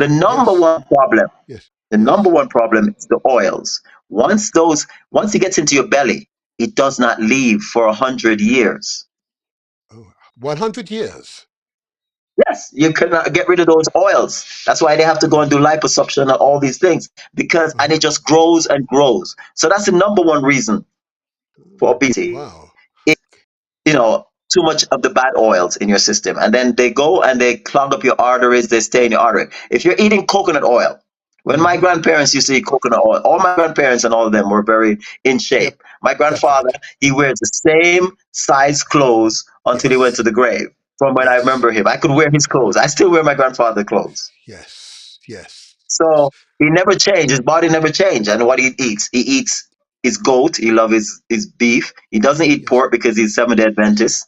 And Yes. he eats his coconut oil. He makes his own coconut oil. They used to make their Mm-hmm. own coconut oil. We don't do Mm-hmm. that anymore. We buy coconut oil that could be processed That's from right. other countries. So it's the I, processed oil is the number one reason for the obesity. And right. then Okay. the processed food add to that because the processed food now is full of sugar. Yes. And Yes. those sugar clog up our arteries. Now, those sugar is Yes. also what cause our LDL to be so high, those Right. same sugars, because the liver is the only one that produces cholesterol, Okay. your liver. Doctor, you're using acronym to which most people are not aware. LDL. I'm familiar with the terminology, but you need to explain what that means. What is LDL? Also, you have two kinds of cholesterol. You have the LDL and you have the HDL, right? Mm-hmm. One is hydrochloric acid and one is linoleic. The L is for linoleic and acid, right? But what they do is that your liver produce these your liver produce the good cholesterol HDL, and what that is when you eat the right food and your liver have to filter the good fats and so forth, it sends back to the body and Mm-hmm. the brain requires good HDL to function. That mushy Right. stuff that you see in your brain is cholesterol. Okay. It's the All same right. thing. It's the same thing in the yellow part of the eggs. Uh-huh. Uh-huh. The yolk of the egg is what is in the Yes. brain. Yes. So Okay. that's the best food for the brain. So how are you going to tell people don't eat eggs because you're going to increase your cholesterol? Of course, you need to increase your cholesterol with eggs, Yes. Yes. but Understood. they Yes. lie. The medical association lie, and the pharmaceutical they come together and lie to the people to sell something called statin drugs. What is So the statin more drug? What's statin, that? Well, yeah, what is a the statin more drug? statin drugs you take, the more statin drugs you take, Mm-hmm. is the more you will have something called dementia and Alzheimer's. That's why they're on the rise. All right. It's also the reason for erectile dysfunction in men, prostate Yes. issues in men, is because they're taking all the statin drugs. But it was Right. all a big lie in the last 40 years, 50 years, telling people that, oh, you can't afford to have high cholesterol unless you get heart attack. There's no studies that show that heart attack and high cholesterol are in relate to each other. What you know is that heart attack is because of too much plaque in your arteries. What causes plaque in Yes. your arteries? Yes. Plaque is caused from too much sugar. Sugar Yes. crystallizes, it gets Yes. hardened. That's right. That's right. So the whole medical profession is a big lie with what they're trying to sell because they work for the pharmaceutical companies. Very much so. I can't Another thing with dispute. that, Go ahead. Yes, Russ. Yes, go ahead. another thing, picking up on what the doctor's just saying. If you look, even here in Jamaica, You know, used to have some of the fittest women you'll see. Yes, it is true. Yes. Now in Jamaica, all you can see is fat women up and down the place. And it goes to show that the food that the doctor's talking about, that I'm talking about, is Yes. detrimental to our health. Yes. We can't digest the food. The body can't break it down. So it Well, doesn't even matter. one of the trick they did to Jamaica, and you must emphasize why that is happening in Jamaica. Please share. Please The, share. Yes. the American government in the late 70s, in the 80s, with Edward Seaga permission, they came in and sprayed our coconut tree, saying that there was some virus going around in the coconut industry, and they came in and spray ours and kill off our coconut plantation. Coconut oil is the only saturated oil that has no defect, causing no problem in the body. As a matter of fact, it cleans the body, it helps the nerve to function better, and But it enough, causes your cholesterol to stay normal. It actually get rid of unnecessary fats and so forth, right? So when they killed the coconut tree, they were going around doing this in the Caribbean. Do you know that Taiwan at the same time said, no, we don't need your spray. So now most of our coconut oils and stuff come from Taiwan. Oh wow. Thailand, sorry, Thailand, which is Thailand and Taiwan is two different places. So Thailand. Now, in Jamaica, what they did after they killed our coconut tree, they flood Jamaica with something called vegetable oil, their synthetic oil, the one that they make, knowing that you're going to have a lot of sick Jamaicans. And at that time, in the last 40, 50 years, is when you have the rise in heart attack, strokes, and obesity in Jamaica. Right. Yes, It's the oil. Yes. No other Seed oil. oil. Yes, synthetic oil. Yes. Right. Go ahead. Well said. It's that's an alarm for those of us who have traditionally fried some of our foods. You know, that's a clear alarm. The challenge we have, of course, is how to change habits. You know, and I want to just broach on that particular subject. I want to talk about diabetes at the moment, but I want to talk about how do we change habits. You know, there are some people, you know, we have the Dutch pattern, we have fry the chicken and so on in the vegetable oil, you know. It's kind of tradition. How would you encourage, let's say, just for example, Jamaicans, but this is exemplar for others as well, of course, to change habits? What's the alternative to frying the chicken, which is part of that cuisine that you and I will recognize? How do we change habits? Russ, yes, go ahead. If you think about this habit is only been like this for the past 30 or so years, 40 years. Yeah? 50. 50.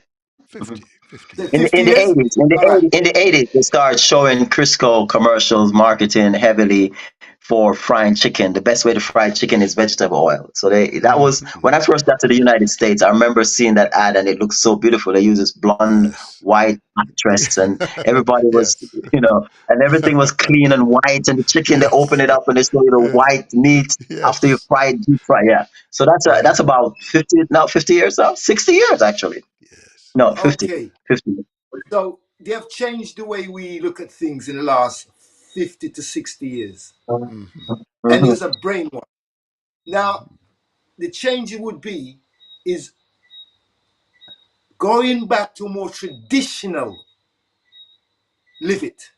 Okay. Using the same thing our ancestors used and eat years ago. All right. Trying to teach our children, our grandchildren, that what they have been offered now is death. Okay. And if we go back to our original way, we can start living again to 100, 120 years. Because if you die before those kind of numbers, you have died of ignorance. I agree. You have So what is the difference? So just for the benefit of the audience, because I know there'll be many women listening to this, if we don't fry the chicken, what's the alternative way to prepare chicken? Okay, let's say something. Something that is very important. Okay. The Almighty, Mother of all, did not design Changed it. chicken to be eaten. Oh, okay. We Right. were Are not you supposed to listening? eat chicken. Okay. So what we were supposed to do with chicken was just to get the eggs for our Aha. nourishment. Egg is a Aha. perfect food. The only nutrients is not in egg is vitamin C that your body, needs. So you have to supplement, but you can eat eggs every day and be fine, This is true. because it has all of the perfect balance of the good fats that the body need, fiber that the body needs, and the protein that the muscle tissue needs to survive. That's why bodybuilders, all those big bodybuilders, they eat 10, 12 eggs a day. That's The right. problem with Yes. the bodybuilders is that they will eat other garbage and they will take steroids. So that will shorten their lives because Hmm. steroids will, kill your organs. But Okay. if they were just the ones who live long, and you could see that they're healthier. Most of the stuff they did was just protein, eggs, and grass-fed beef and those kind of things, right? I understand you. So, and that's the best source of protein for building. One of the things that I say to people, if you look at the SAD diet, which is Standard American Diet, its acronym is Sad. SAD, SAD. Yes. And you Yes. look at the pyramids, and that's what the Europeans follow, because once the Americans set something in place, the Europeans follow it. If you look Yes. at the bottom of the biggest part of the pyramid, it's all starchy foods. They recommend Yes. that you eat all this Yes. bread, all this Yes. cake, all this stuff. Yes. And Yes. that's the biggest problem. It's not the Yes. problem is not meat. The problem is not eggs. The problem is eating that stuff, and Right. that is the stuff that causes obesity because it turns into sugar. All of it turns Right. into sugar. So you get Okay. obese. You get So what the body needs more than anything is a metabolic diet. Right. Okay. Can A I, before diet you does do that. that, forgive me, doctor, I don't mean to interrupt you, but what it is, because I'm just conscious, and I just see the message about he hasn't answered the question about the alternative to frying chicken. I think what you're saying is So that's what we that's what should. we're on. That's the subject we're on. Okay. So if you look at the Yes. Japanese in the modern day time is of with modern countries that are full of toxins and full of other things. They're still the longest livers of all those people. Do Mm-hmm. you have people that live longer than the Japanese? Like I said, in the blue zones, like in the Mediterranean, Yes. there was areas in Africa that people used to live long by just eating, the natural stuff from the land. Hunter Yes. Even in gatherer. Jamaica. Yes. Over in Costa Rica, you have these people that live long. They eat eggs and they eat rice every day and they do this. The Japanese eat rice every day. So the problem is Yes. not the starch. Rice is just the only starch they eat. The Japanese in the morning, their first breakfast, what they eat as breakfast is what we tend to want to eat as dinner. Ah. Okay. So they eat their Uh-huh. heaviest meal first thing in At the the morning. beginning. I work. Yes. I see it firsthand. When I was in university in the United States in New York, I worked at the Yes. biggest Marriott hotel to pay my way through college. I would make a lot of Yes. tips, and I would make Yes. my tips. The Japanese, they would come all the time. This was in the 80s, and they would stay at the Marriott, and we had to get up early in the morning to have their Mm-hmm. breakfast ready by 7 for them to come down. It's their tradition. They come down at 7, and in their Right. breakfast, they would have salmon, Right. seaweed. Okay. They would have a broth that is made from bone broth, beef bone broth. That's what they Right. would drink, a bone broth soup. Uh-huh. And these people never show a weight problem or anything. They were always, I've never seen a fat Japanese came in that place. Uh-huh. Wow. Of course, it's changing because the Japanese are now welcoming American fast food. So a lot of the Mm-hmm. young Japanese kids are eating, McDonald's and KFC and all the bad stuff. But the Yes. traditional Japanese who are still living to 100 and still walking around healthy, they don't fall for the fast food. Right. So the alternative to chicken, fried Mm-hmm. chicken, Mm-hmm. is to do more soups, more fish. Try to get the healthy fish like sardines, and because I remember when we were in our community, the older Yes. folks that were strong, the It men is that true. were walking It tall, is true. they all Yes. needed to True. eat is tin mackerel and tin sardines. It is true. That's where they used to get their Yes. protein from, It is true. and they were the Yes. Yes. strongest people in the neighborhood. Okay. Thank you, thank you. But as the women, I've just noted that another woman just asked that question. Well, because they're addicted to fried Right. chicken, and the question You has been can asked, fry. what about olive oil? The other one is olive No, oil. Is the question that's been put to me. Olive oil, is that a suitable alternative? it's a good. No, olive Olive oil oil is is a good suitable oil. alternative because it is a it is olive oil is a monosaturated, so it has Right. Yes. one little issue, and that issue Yes. is you really shouldn't heat olive You oil, can't warm. especially virgin olive oil. The only Okay. oil that can withstand heavy heat and doesn't become a toxic material like plastic, you turn it into plastic, is Right. coconut oil. And also the seed, the one seed that I recommend is grape. The one that they, when they get this, when they make the wine from the grape, Okay. they press those seed and get oil from it. Right. Grapes, Right. not Also, rape. You avocado know, you oil, know, doc. you saw Wazungo put rape Mm-hmm. close to Yes. grape.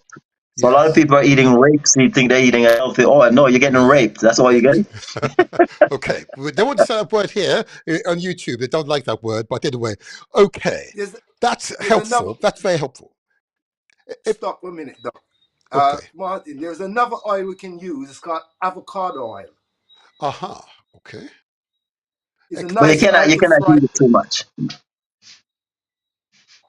Okay. Avocado oil, you can sprinkle it on your food and so forth, but it's still once it gets too much heat, it turns into plastic. All right. Okay. Thank you. I'm So you not have going to to. be I won't careful. go there for the moment on But that one. let's Aha. let's Okay. let's reiterate what he said. Avocado has one of Yes. the best oils. Yes. So if you Yes. eat your avocado rather Mhm. than trying to get the oil, you're much better off. Thank you. The other big question being put to me, of course, is around diabetes. Okay. Oh, The increased percentage of those with diabetes, every other black family in the Caribbean, diabetes or high blood pressure is prevalent. Okay. What can we What do does the about Caribbean this? What does the Caribbean people like the most? Oh, What do sugar. they love It to is eat the sugar. most?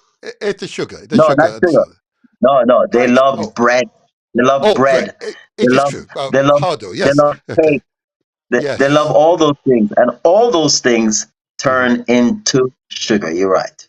Indeed. Indeed. Fried food, So sugar. what can okay? So your response is reduce the quantum of bread or sugar that you're ingesting. Okay, but Yeah, sugar, as reduce. I can testify, is addictive. I Right. grew up with a sweet tooth. It took over 10 years to wean myself off sugar. 10 years. Yep, gradual reduction. So I no longer purchase sugar from the stores. It is But tough. you do need sugar in a Mhm. natural state, like the fruits and Yes. stuff, because your Yes. brain, your brain, the only way your brain function. That's why there's an addiction to sugar, because your Yes. brain demands sugar Yes, it does. It for does. its It does. functionality. Yes. I So concur. But right. Doctor and Russ, but the challenge for us of all, because sugar and diabetes is such a prevalent condition, disease, All lifetime right. So disease in the let's community. let's Yeah. look at diabetes in our community. Thank you. A lot Yes. of it is Yes. a lot of it is a big lie. So you go to the doctor Okay. and he Hmm. takes your blood. He takes your blood and he do a H1BC test, and he Yes. says, "Oh, your sugar is high today, and Hmm. we're going to put you on this medication." Yes. Instead of them telling you that, okay, we see that your sugar is high, you need to come off some of these foods that you're eating Yes. and Yes. become less sedentary. Because one of the big problem of diabetes is sedentary lifestyle. It's not so much even the foods. People not Um, exercising, people sitting in front of the TV, people not walking, yes. people driving everywhere they're going. They won't tell you these things. What they should have been prescribing first before metformin and insulin injection and all this stuff is an exercise routine. Get Absolutely. busy, Absolutely. get Well moving, said. Well said. you Yes. know. Yes. So these people who are lazy and still want to live that sedentary lifestyle jump Yes. for the prescription drugs. Hmm. The prescription drugs make matters worse. And the prescription drug is going to kill you before the diabetes kills you. Indeed. Yeah, indeed. And remember this. Yes. Remember this. Brothers and sisters, anywhere you are, if you put a prescription drug in your mouth, your body perceive it as food. If you put a prescription drug in your mouth, your body perceive it as food. So you're giving your body chemical food. As a poisonous food. Your body receive it as a poisonous 100%. food. So that's what this is first thing was teach our people. Because they see medicine different as from separate food. from food. Yes, you're But right. our body don't see that. Yes. Okay. It is food.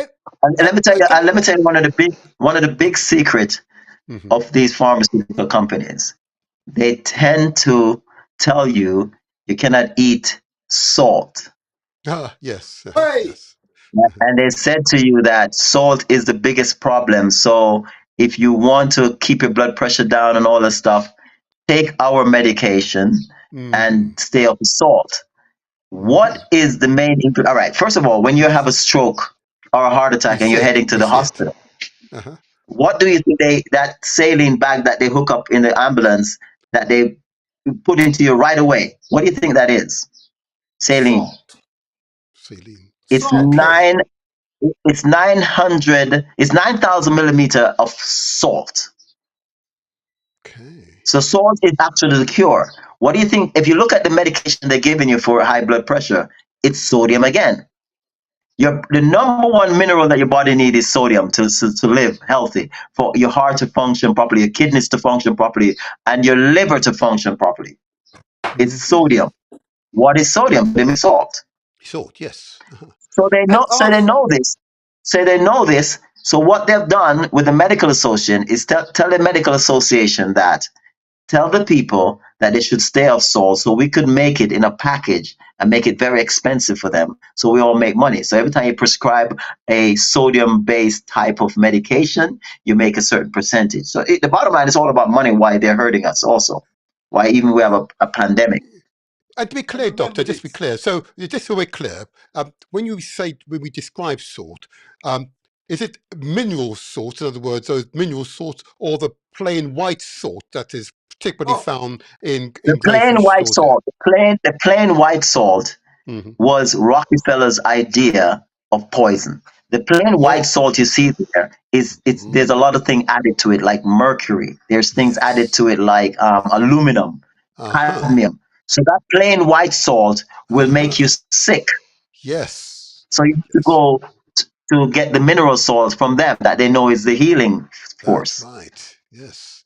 Well said. So the table salt is designed by Mr. Rockefeller himself to make the population sick. Hold on. Just for this, I want to give a disclaimer. I'm in no way endorsing with that statement, okay? And if Mr. Rockefeller or his family's listening, I'm no way endorsing that statement. He doesn't own YouTube. He doesn't own YouTube. He's just a famous name. I'm just saying, just for the record here. But I hear you. So the mineral salt is the salt that we should purchase, as opposed to the plain white salt, which is effectively a processed form of salt. Yeah, which has additional so the salt that you need, the best salt you need for your health is Celtic salt. Okay. And if you can't get salt is a description. Yep. Oh, Celtic salt is it's hand sorted salt from the sea. Okay.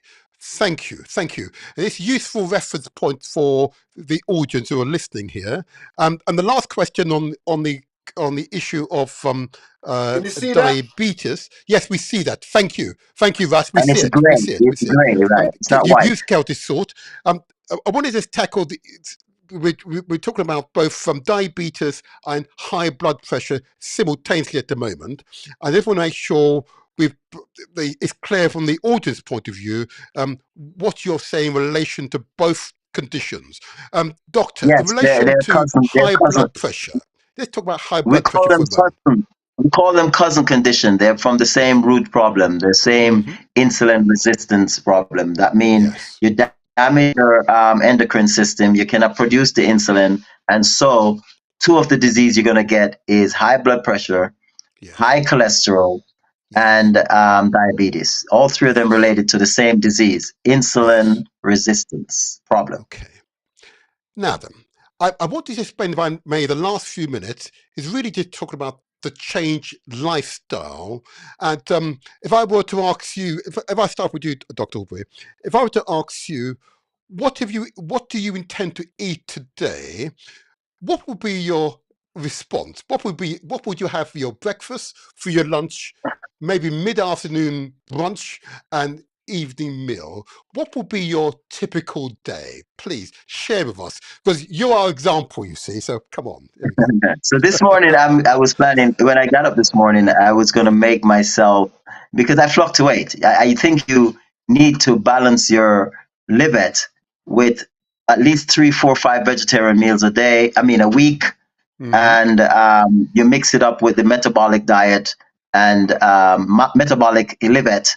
And so today, when I get up, I was going to make a shake, and I have some Lotus supplement, Lotus from Lotus, breadfruit powder.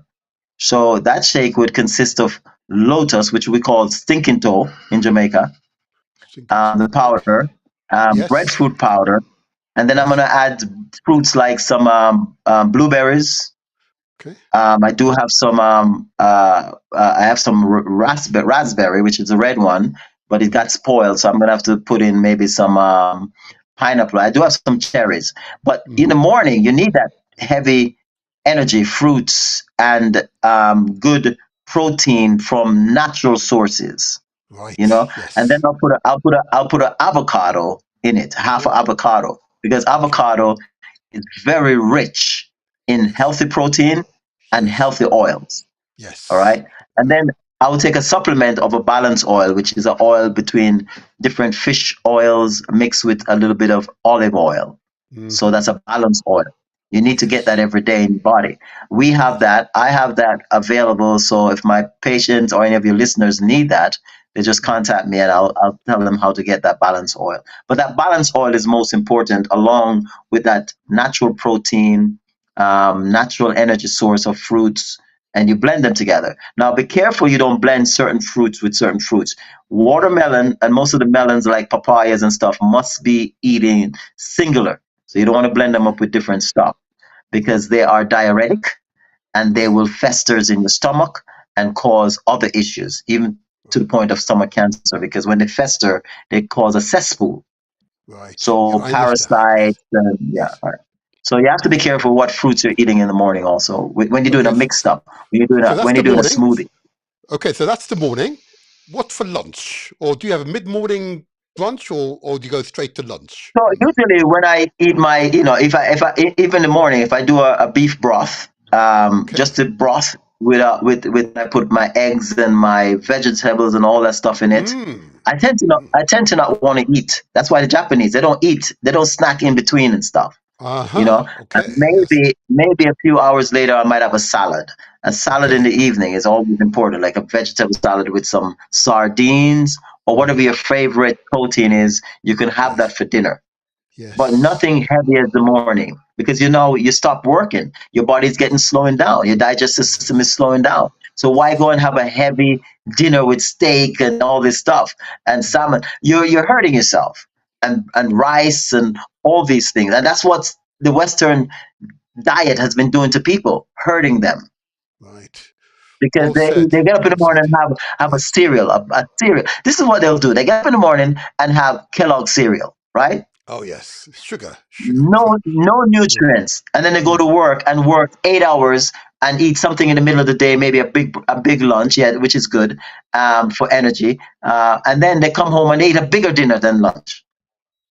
What is the point? You're already damaging your organ with that stuff in the morning, the sugar stuff, which is the cereal, the bread, the toasted bread with jam on it. All the stuff we used to have for breakfast was a big lie. Yes. Okay.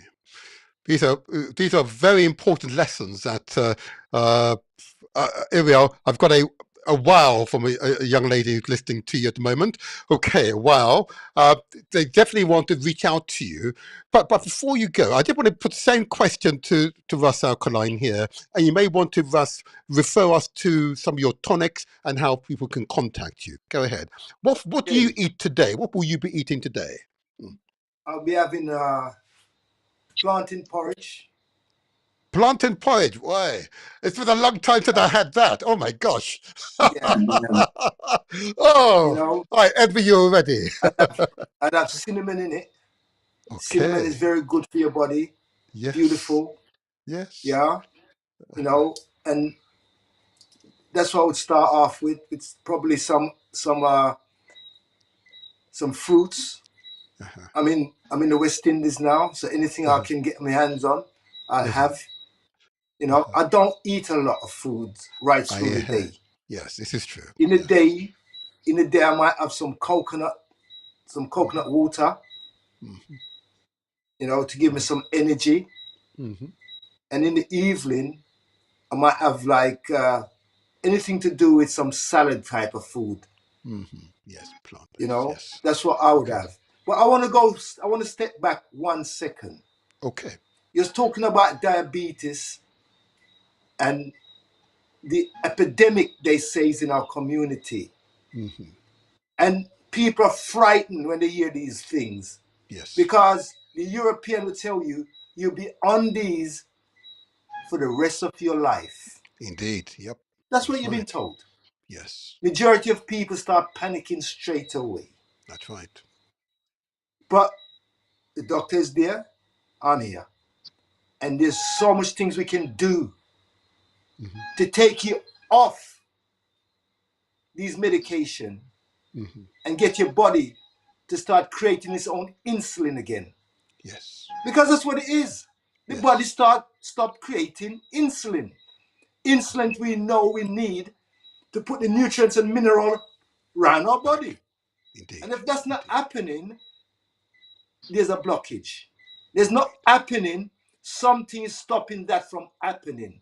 And a lot of the time is the pancreas that is loaded and overloaded. So it can't do the job it's supposed to do. And So all cells are overloaded with sugar. So they're resisting the insulin from going in because there's too much sugar in the cells. Right. Too much sugar. Okay. So, and also with the medication, there's a lot of heavy metals in it. Yes. Mercury and so forth, cadmium, and they've put in these medication. So it's a double whammy for the people who is on these medication. Okay. You're dying very slowly. And plus, the purpose of the medication is to force insulin into the cells that are already stuck up with sugar. So it doesn't work. It doesn't work. It's not effective. You can't force insulin into cells that have already been full of sugar. So the biggest turnaround for diabetics is, number one, you have to clean out your cells. You have to do a blood cleanse. You have to do a mucus cleanse, and you have to do a free radical cleanse. That's the first thing when they tell you that you're a diabetic. You should do. Never take their medication. Come to us. Get me on my WhatsApp. It's 0777-679-4360. Again, 0777-679-4360. And the reason why I say that about the cleansing, I have diabetic patients here in South Africa. I have diabetic patients in the United States. I have diabetic patients in Jamaica, and I have diabetic patients in London and the UK. And I remember, as I put them on those cleanser, the first week on the cleanser, their sugar goes back to normal. The sugar is at 6 point, below 7. And they'll be like excited, call me, man, I just start taking the cleanse 4 or 5 days and my sugar is normal. I say, yeah, because you're cleaning out your cells. You're cleaning out free radical cells. You're cleaning out. But they'll come back to me a few months later and they're struggling with sugar again. So I said, what are you doing? You're still eating the same food. Oh, yeah, we went back to our cookies and our cakes and our bread. I said, well, no. Once you clean out, you now have to change your whole lipid Right. system. Yeah, You got to that's stop right. eating the bad diet, and then you Yes. start. So once I have them on a good libet, which I recommend, and I tell them what to eat, what to drink, what not to take, what time of the Yes. day you must do this. When you Yes. once they follow that, they Yes. never go back on medication. They never go back to their. As a matter of fact, in Jamaica, I remember one lady when I clean her up, her general practitioner saw her on the street and said, "So and so, Stephanie, I haven't seen you in months. You haven't come to see us." And she said, "Oh no, since Doctor Oliver cleaned up my system, I'm fine. I'm not coming to see you no more." Of course, I got a bad name because Oh yeah. she cleaned up her system. I just gave her advice. So these doctors hate me. I'm not lying to you. In Jamaica, I Yes. got a letter from the Medical Association that I Ooh. must not tell people I can cure diabetes. Ooh. Look at that. That is They, Look why at they that. warned we me. are on the They ground. warned me. That means Yes. they will come after. The next thing they will send their henchman after me. You'll hear that I Yes. have a accident or somebody coming to my house to rob me or something. Because I've seen it happen to other naturopathics in Yes. Jamaica. Yes. Yes. In other words, this is a multi-billion-dollar business. Exactly. It's their bread and 100%. butter. Don't touch That's right. it. That's right. Now, Okay. And we're going to change. Again, before you come back, Ross, I want to make sure it's clear to the people that we are going to change. What I'm really pleased through these podcasts and other places, that the consciousness of our peoples are rising. The consciousness of people is rising. They understand that it is as a result of their lifestyle, what they're doing to themselves, that's bringing on these conditions.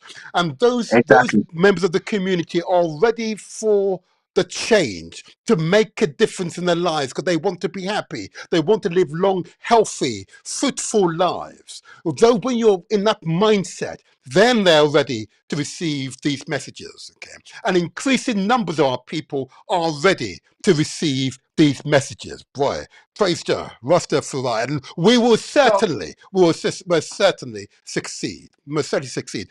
I'm just conscious of time, and I'm going to ask you, Russ, because I want you to refer to your website, Last One before I Standing, do that, and the before I tonic do, drinks that you provide. Go ahead. yeah, before I do that, I'm Okay. going to show you some of the things your people can talk about with diabetes. Okay. Can you see that? Organic Corella. Yep. Powder. Yep. Chlorella Yes. Uh-huh. What is cleans that heavy powder? metal out your body. Uh-huh. What is it? What is Balance. Corella? It's a powder. Uh-huh. Comes from the Yeah, what is sea. it? What is it? What is it? It does. Corella is from the sea. It's a marine It's from the type of power. If anybody knows anything about your history, Mm. we as humans came from a marine source. We were Indeed. developed from a marine source. So marine Yes. is one of the things that we need. Corella is one of the algae that is grown Aha. on the bottom of the sea. So all those big fish and all of them, that's what they live on. And whales live for a long time on those Yes. kind of things by eating the small fish who eats the algae in the bottom. So Yes. Corella, spirulina, and they serve different purpose. So Yes. Corella actually helps the cells to to feed the cells, to clean the Okay. cells and feed the cells. Okay. That's right. So after you do a mucus cleanse, after you do a free radical cells cleanse, and after you That's do what a you do. blood cleanse, then you could do things like Corella. It's in phytoplankton and other resources. Yes. Brilliant. So the Brilliant. people with Thank you for that. diabetes, these are the things they're supposed to look. Look at this. Can you see Another that? one. Can you pronounce that for us? Can you read it for us? We can't quite see it. Ashwagandha. Ashwagandha. Explain, please, doctor. Also, Explain that one to us. What is that? What is that? So ashwagandha is another herbs that one of the main function of ashwagandha is to deal with stress at the end of the day. So before you go to Mm-hmm. bed, I recommend patients taking ashwagandha. Mm-hmm. But you have to realize that what ashwagandha does, it replaces it deals with your stress hormone. It balances out your stress hormone, which is from your adrenal gland. So a lot of times we damage our organs like our Mm-hmm. liver and our pancreas with cortisol. Cortisol is a stress organ hormone which Yes. we excrete all day because a lot of us are in a stressful Yes. environment, stress with children, stress with this, stress with that. So that's one of the things that are damaging our inside. It's not only Mm-hmm. sugar is killing us from the inside, but there's Right. also those extra um, damaging hormones, which are there for a reason. They're there to protect us from emergency. But nowadays everybody's stressed about the most stupidest thing. Someone cut you off at the highway, you're stressed about it. So we're constantly releasing cortisol. Cortisol is a testosterone killer, and it's also for women, it's an estrogen killer. So if those are the two functions that we need as hormone to function. So if you don't, so ashwagandha is one of those things that helps deal with the stress. But what these herbs that we're showing you and what he's putting up there, they're not cures for these disease. The disease will be rectified by you changing your lifestyle. Now, you taking these other supplements are the supplements that helps your body detox itself. Get rid of stuff that is not supposed to be there, and that's why they're very important. Which one is a hawthorn berry? Hawthorn berry, yes. Explain that part to us. Yeah, so hawthorn berry, helps with high blood pressure, neurological disorders, the neurons. When the neurons in the brain are dying, because once neuron in the brain dies, they don't replace themselves. That's one of the only cells that doesn't replenish itself. That's why Alzheimer's and those things are on the rise, because as you kill the neurons for memory, the neurons for functionality, you're basically killing those functions. So hawthorn berry, ashwagandha, and those things are a good replacement to build back neurons. Right. Okay. Another one, 3-fruit tripilla. That's triphala. Yeah, that's triphala. But triphala is a cleanse. So you want to take triphala when you're going through a cleansing routine, because triphala will clean the blood, it will clean the organs, it will clean tissues. So it is what we get rid of free radicals. It's one of the free radical cleanse that I recommend. Yes. Right. Okay. So these are the things. And if I may, Russ, just so we're clear, you wouldn't recommend that the audience simply purchase these things. It should always be under professional supervision, guidance. Would that be right? 100%. Yes, they are. But they do the cleansing. They do. Yes, they do. They should do an assessment to see if what is needed, because a lot of times certain diseases is a lack of something else, and certain diseases too much of something. So when they come and they talk to us, we can see what to remove, what to replace with, and so forth. Absolutely. Because they are. I'm familiar with most of these, but to know what quantity or frequency to use is the issue. So therefore, you should never purchase without you being under some professional guidance. It's always you always take advice before purchasing. Yeah, because you could do damages. I know people who go out and they take all these herbs because somebody over here said this herb is good for you. Somebody over here said this bush is good for you. Somebody over here said this plant is good for you. And they end up in the hospital after getting surgery for a twisted intestine, where it's all twisted up, because these things are just as strong sometimes as medication from the pharmaceutical. Thank you. And my Ross, your last one standing, and your tonic drinks. Give us an indication of what you have for us now. Okay, you remember the start of the show. The doctor was talking about when you're sick, the first thing they give you is a drip, and the drip has got salt, sodium in it. Yes. So the tonic that I have developed is called electric alkaline tonic. What does that mean? When you say electric alkaline, what does that mean? So the audience understands. It's alive. It's a live medicine or herbs you're taking. Each and every one of these herbs are balanced. So it's got sodium in it, which is from natural sources, like the doctor said. Nothing to do with stable salts, nothing to do with these heavy metals. It's from plants and leaves and barks. Okay. It's got potassium in it, which your body needs. It's the electric part of our body. Also have calcium in it, which is the originality of your bones and your muscular cells and your muscles. So these are the things you need to function. Now, we are living in England. we're not getting enough vitamin D from the sun. Indeed. So we certainly need to increase calcium in our liver. Yes. But the Yes. food we're getting, we're not getting enough calcium in it. Yes. So we are lacking calcium. Yes. So as you get older, especially the black people in England and these cold places, you see them bending, where their bones are getting thinner. Yes. Because you're not getting enough calcium. So as you get older, you're bending over, and that's the reason why. So this was developed for that. Right.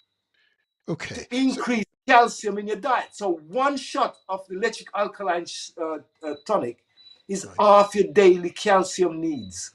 Okay. One shot. So how can the audience get hold of the electric alkaline tonic drinks? You can go on my website. This is last one standing, one word, .org.uk. Okay. There's shops in Brixton Market, that sells it. Latin Caribbean shop in Brixton.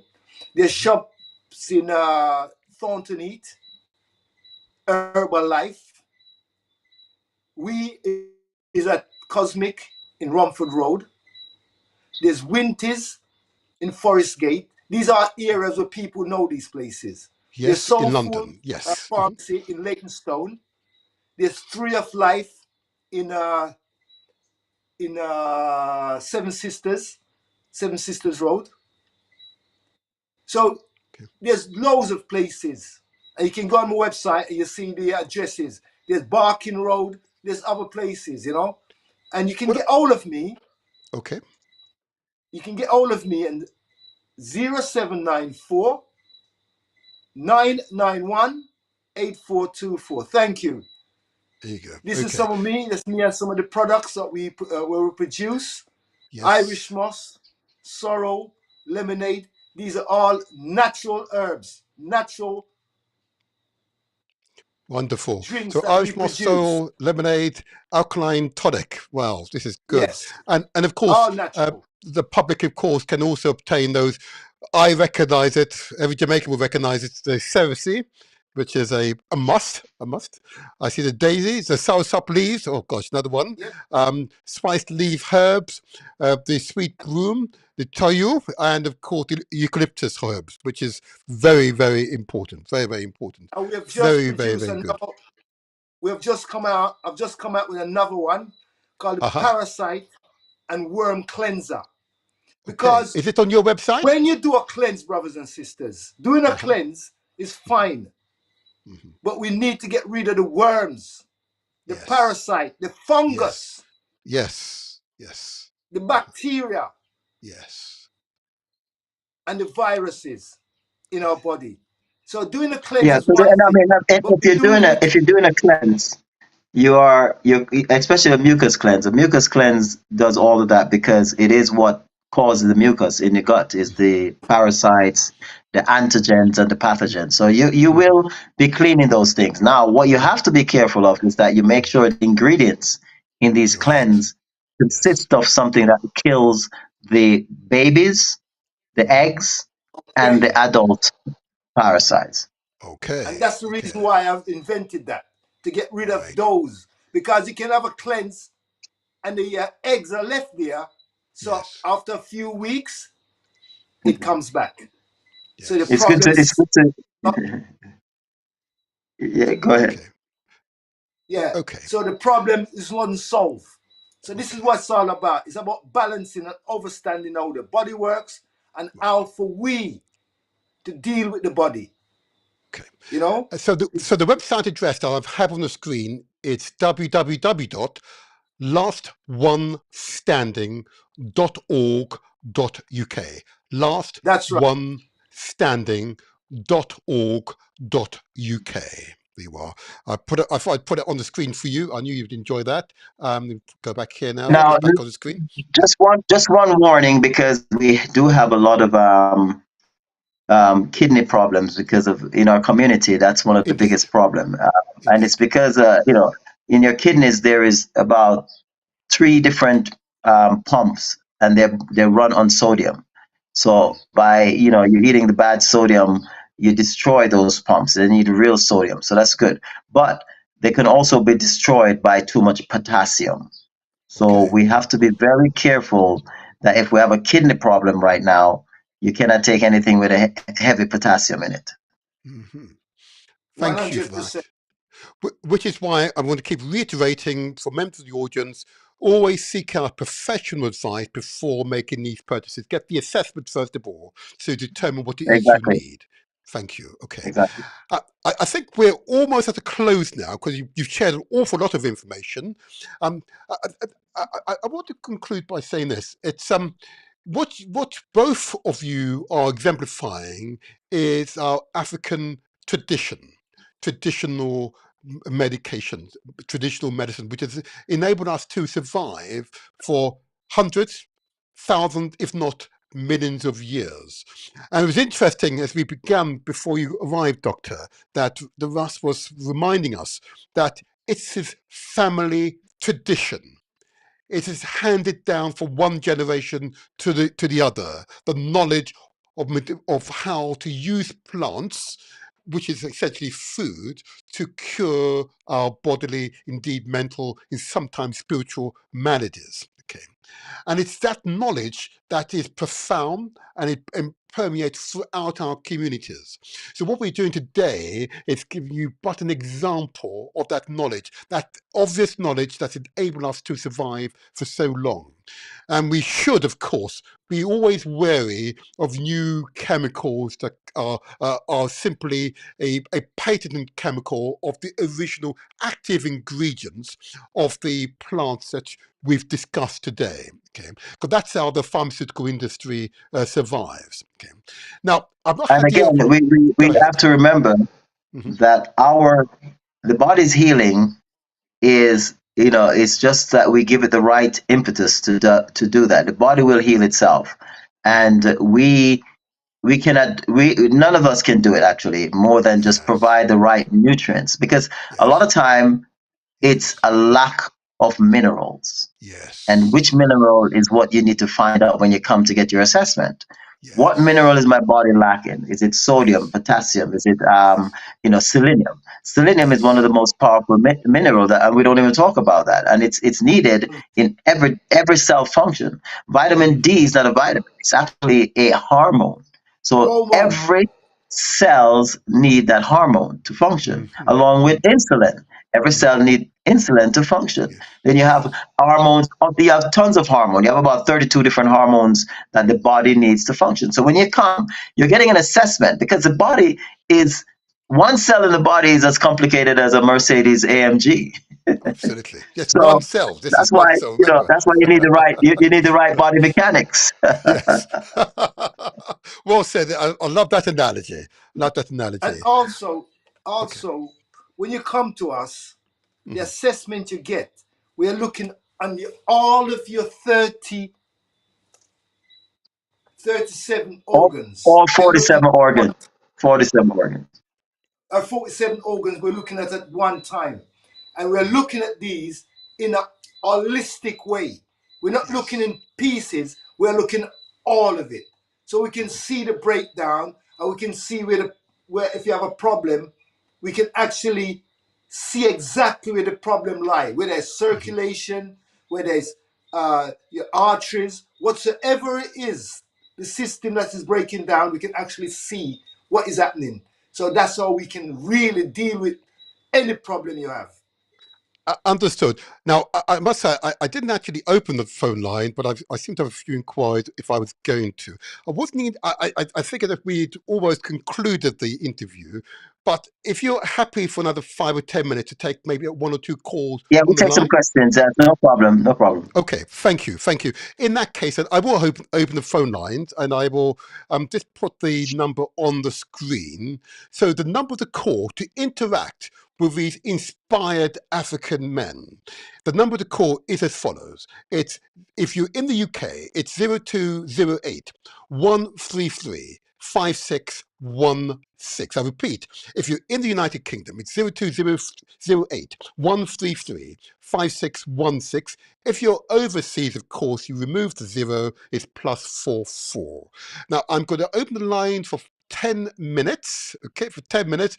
Please don't wait till the 9th minute to start calling, which is usually what happens here. But the phone lines are now open. The phone lines are now open. If you wish to call and speak directly to these inspired Africans, okay, who are exemplifying the traditions of African herbal and traditional medicine practices and incorporating those practices with these modern techniques and so on, and are then providing sound advice for you to resolve those typical public health concerns, which include overweightness, obesity, diabetes, hypertension. We haven't talked about cancers yet today, but that's one, and respiratory Well, we conditions don't, being another. you don't need to talk about cancer, because cancer is also the root. The root of cancer is also the same thing that causes diabetes and all these things. It's still an insulin resistant problem. Your cells not getting the right amount of nutrients, so they mutate into another stage. Like they're trying to survive the environment, Good so they morning. mutate into a. Can They you hear me? It's Councillor Pauline into free George. radical cells. So Okay, I've got a call on the line. there's a cancer cell. Okay, thank Go you for ahead. that. So, I've got a call on the line with number ending 3504. Good morning to you. Good morning to you. Can I have your name first of Good all? morning. I'm Councillor Pauline George. Oh, good morning to I you. really appreciate your comprehensive lecture. You have actually raised a lot of my, knowledge. I've been a nurse and I've served NHS for 45 years. At the moment, I am a counsellor, and I'm glad that you took your time. I mean, all the way from Jamaica. I was in Jamaica 3 weeks ago, and I know it's very late in the night now. Thank you so much. One thing I want to express to people, because I used to teach on the radio. I used to do a lot of research for so many years, over 20-something years, at the Niger FM, Surprise FM, Ben Television, and all those ones. But I stopped since I became, actually when I was elected as the mayor of Lambeth. So I got very busy. LDL, please, is low density, okay? LDL is the low density cholesterol, and the HDL is the high density one. Because a lot of people are calling me that, let's say it in the layman's way, high density, low density. High density is the good one. It's the good one, yeah? Yes. And then the Right, and you LDL want is the to bad have that at the highest, yes. Yes. Okay, you want to have the LDL as the highest. So because you were using too much, I'm sorry to say that, a lot of jargon that people do not understand. Okay. But I mean, you came out of Right, your right, way. right. And it's just spread the LDL low density, HDL high density. The good one is the HDL. Okay? What I want to ask, because I know you can help me better, you know our palm oil. Palm oil. Okay. Yes. Palm oil, do you the real palm oil from home? Because I'm going on holidays for 1 month.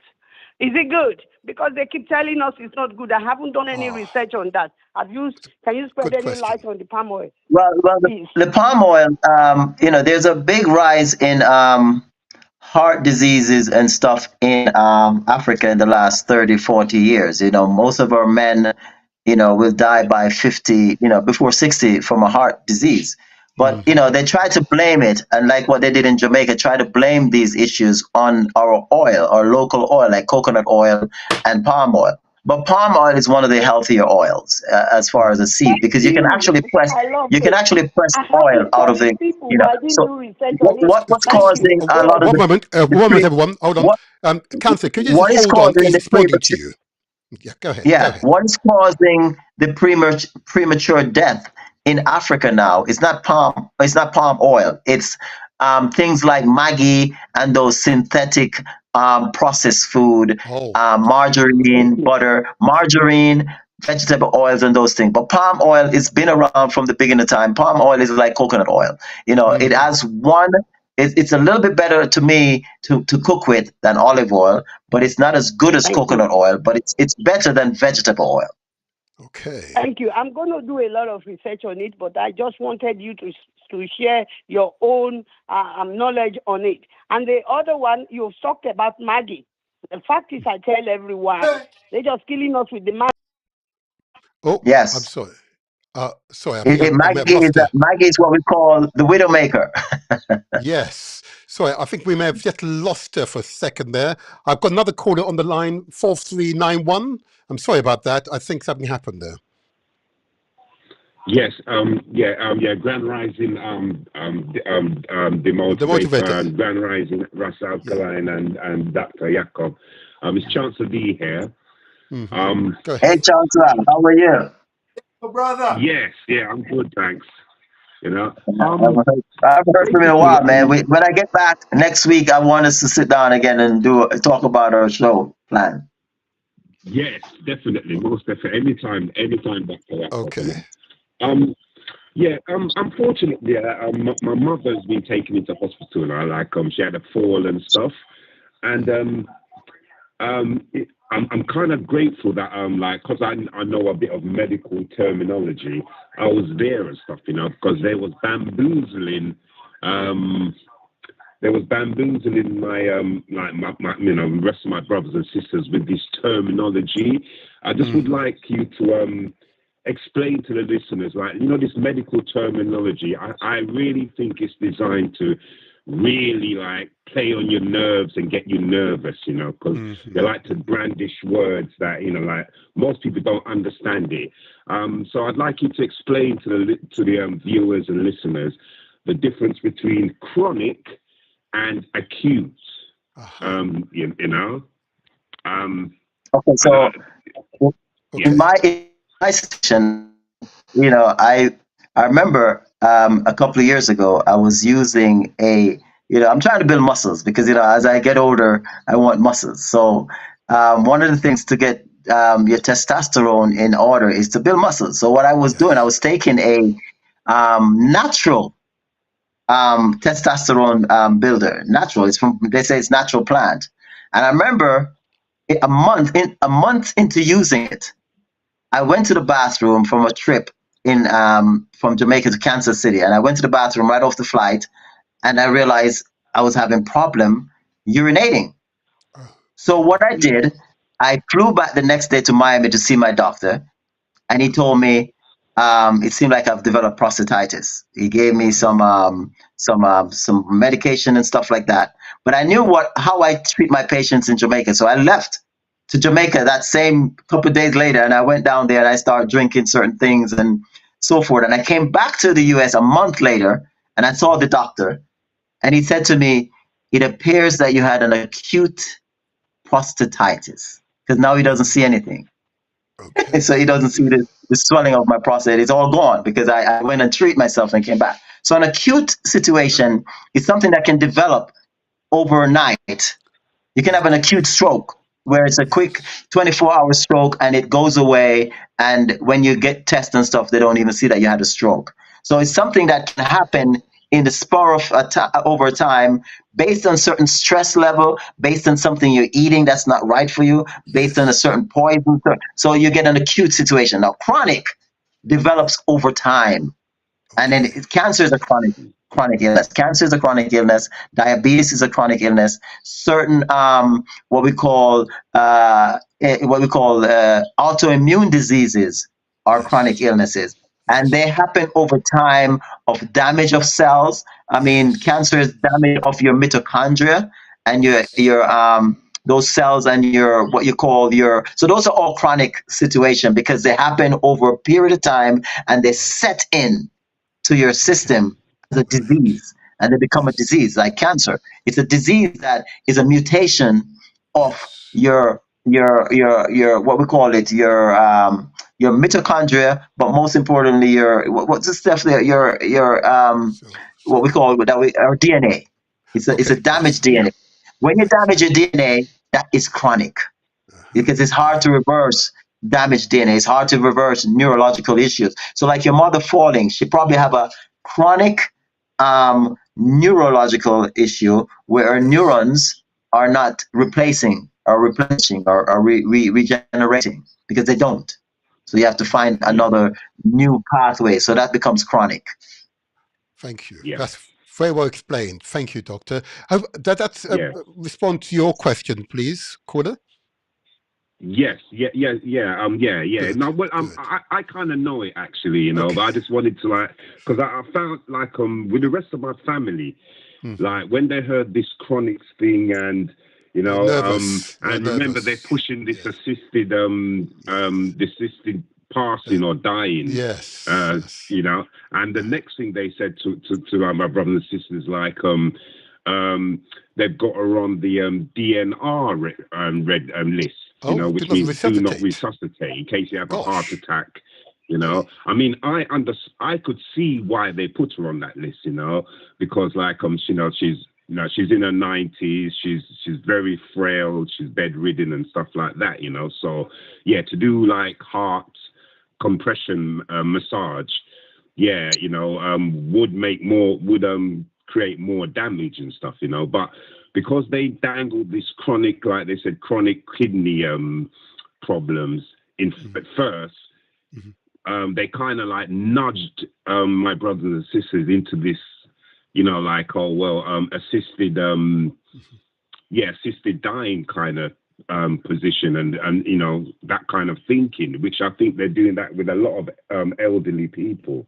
You know, so I just wanted like, yeah, you can clarify that, you know, don't be too frightened. How old is she? When you hear these terms. 91, I think. Sorry, I think 91. Is that how right? old is she? 91? 95 actually. Oh, 95. Okay. Wow, yeah, that's good. She's living, you know, she's one of those few that get to live a good old age. So that's, you know, we take our hat off to her. But she's not ready to die yet. I mean, it's because of lack of certain things why she's having these issues. And I talk about my 90-year-old patient in Jamaica that I work with. When everybody comes home wishing her adieu and trying to get her to think that she was going to pass that same month, just from cleaning her up, she lived another 10 years. So she made it to the centurion. So, you know, when I come, I mean, I need to come and see her when I get back. See what, you know, what's going on there. Oh, yeah. Yeah. I'll be back next week. I'll be back next week. I think you should also highlight, you know, the social aspect to longevity. You know, having your family come and your community around you, and you know, they involve you too. They don't just put you in a wheelchair to sit out on the veranda or in a corner. Right. Yes. You know, you're actually part of a community. Yes. I would definitely, in my family, I would testify that gives us extra years, definitely, and boost your health. You know, just being proud of your family will make you feel and vibrate healthily. If you get what I'm saying. Very good. Right. Was she on heavy high blood pressure medication, diabetic medication in her life, or she didn't take those things? Yes, especially recently. I mean, like, I would say, me personally, my mum is an experiment for them, because like they convinced her to take the experimental vaccine, the experimental injection. They've convinced, you know, and the amount of medication she has, and she's still sharp as a razor. You know, you know. So I kind of look at it as an experiment. Really. That's what killed it. That's what's killing her kidneys. Sorry? That's what's killing her kidneys. Anytime you're on, the experimenting with these medication, the kidney is the one that suffers the most. Yes, yeah. At the present moment, she's constipated, so I'm just going to give her a mild laxative, and that is I'm going to take a honeydew watermelon, you know, the yellow ones, and just juice that and make her drink it. Within half an hour to an hour, she will have a bowel movement, because like they want to give her an enema. She doesn't want that because she's give her the natural thing. This is a beautiful call. A beautiful call. Thank you. Thank you for that call. Yeah. I'll see you guys when you get back over. Yeah. Yes. Blessed, thank you, my brother. Blessed to you. Oh, that was a beautiful call, and you know, love for our elderly. You know, and you're right that look, she's in her 90s. but really we should be living to 120 years and above. Okay, that should be Yep. the goal. The 90s are still too young. Each of us here are approaching the 90s, and we know when we arrive at 90 years old, we're going to be fit, vibrant, and ready to go for another 100 years or more. Exactly. It's very much a mindset, Right. And wherever possible, avoid the pharmaceuticals. In my case, most certainly, I'm not such a friend of them. Sorry, pharmaceutical companies. It's just the way it is. Natural food, in other words, natural herbs, ensuring that you exercise, ensuring that you're properly hydrated, ensuring you have the right amount of minerals because they're vital to our body's vitality, and ensuring, of course, you eat food at the right time of day. And I think, Dr. Jacob, you pretty well described it.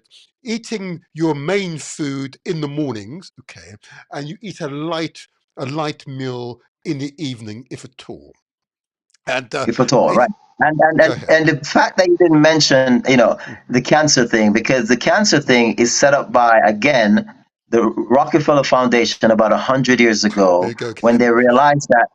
No, I'm just saying, that you can research this. We're not saying anything that is not, Okay. They set up the Cancer Society because they realized that their medication that was fossil and mercury based was causing cancer. So Aha. that those are causing mutation of cells. So we don't want to scare people with the big C, because that's what they do. They Agreed. create the problem, and then they create Agreed. this big name, cancer. Agreed. Cancer, as we know it today, is simply blockage, things Yes. that are turning into fungus, things that are Yes. turning into parasite Yes. nest, Yes. virus nest, too Yes. much mucus in the blood.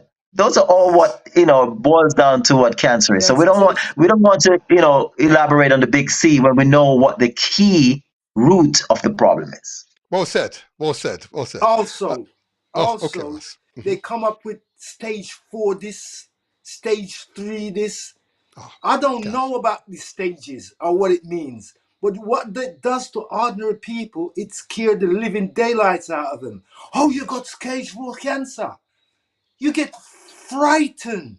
And That's what that's we're the trying to key avoid. That's why we make said them we're work. not making a big deal about the cancer in the first place, because we know what it is. We don't want them to even think that these stages mean anything.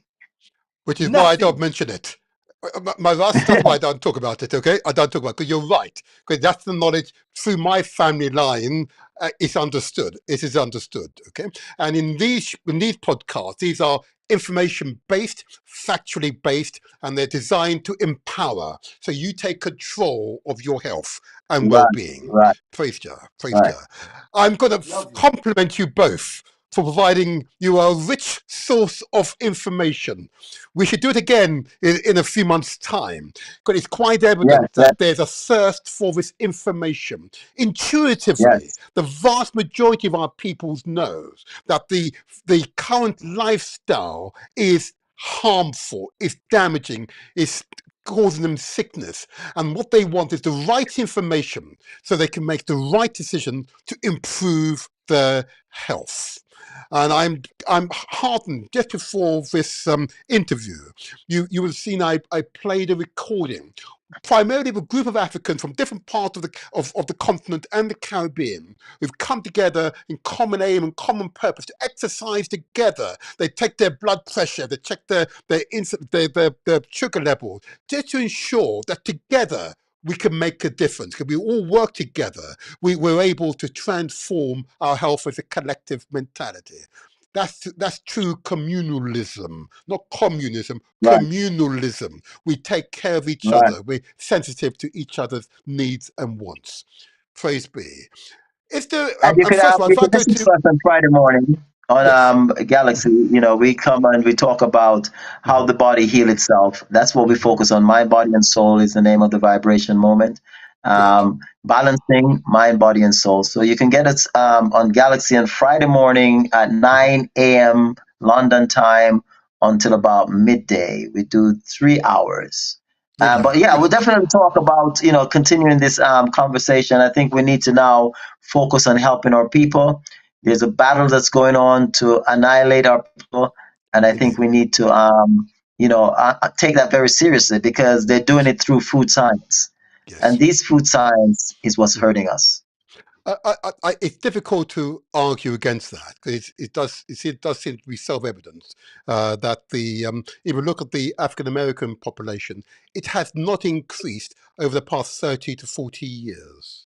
That's Right. highly unusual, and that's because of the numbers of early deaths, the levels of morbidity or illnesses, and therefore early Food science, deaths exactly. occurring in that They've community. been using food science against the African American community through eugenics for the last 50, 60 years. It does appear And to be so.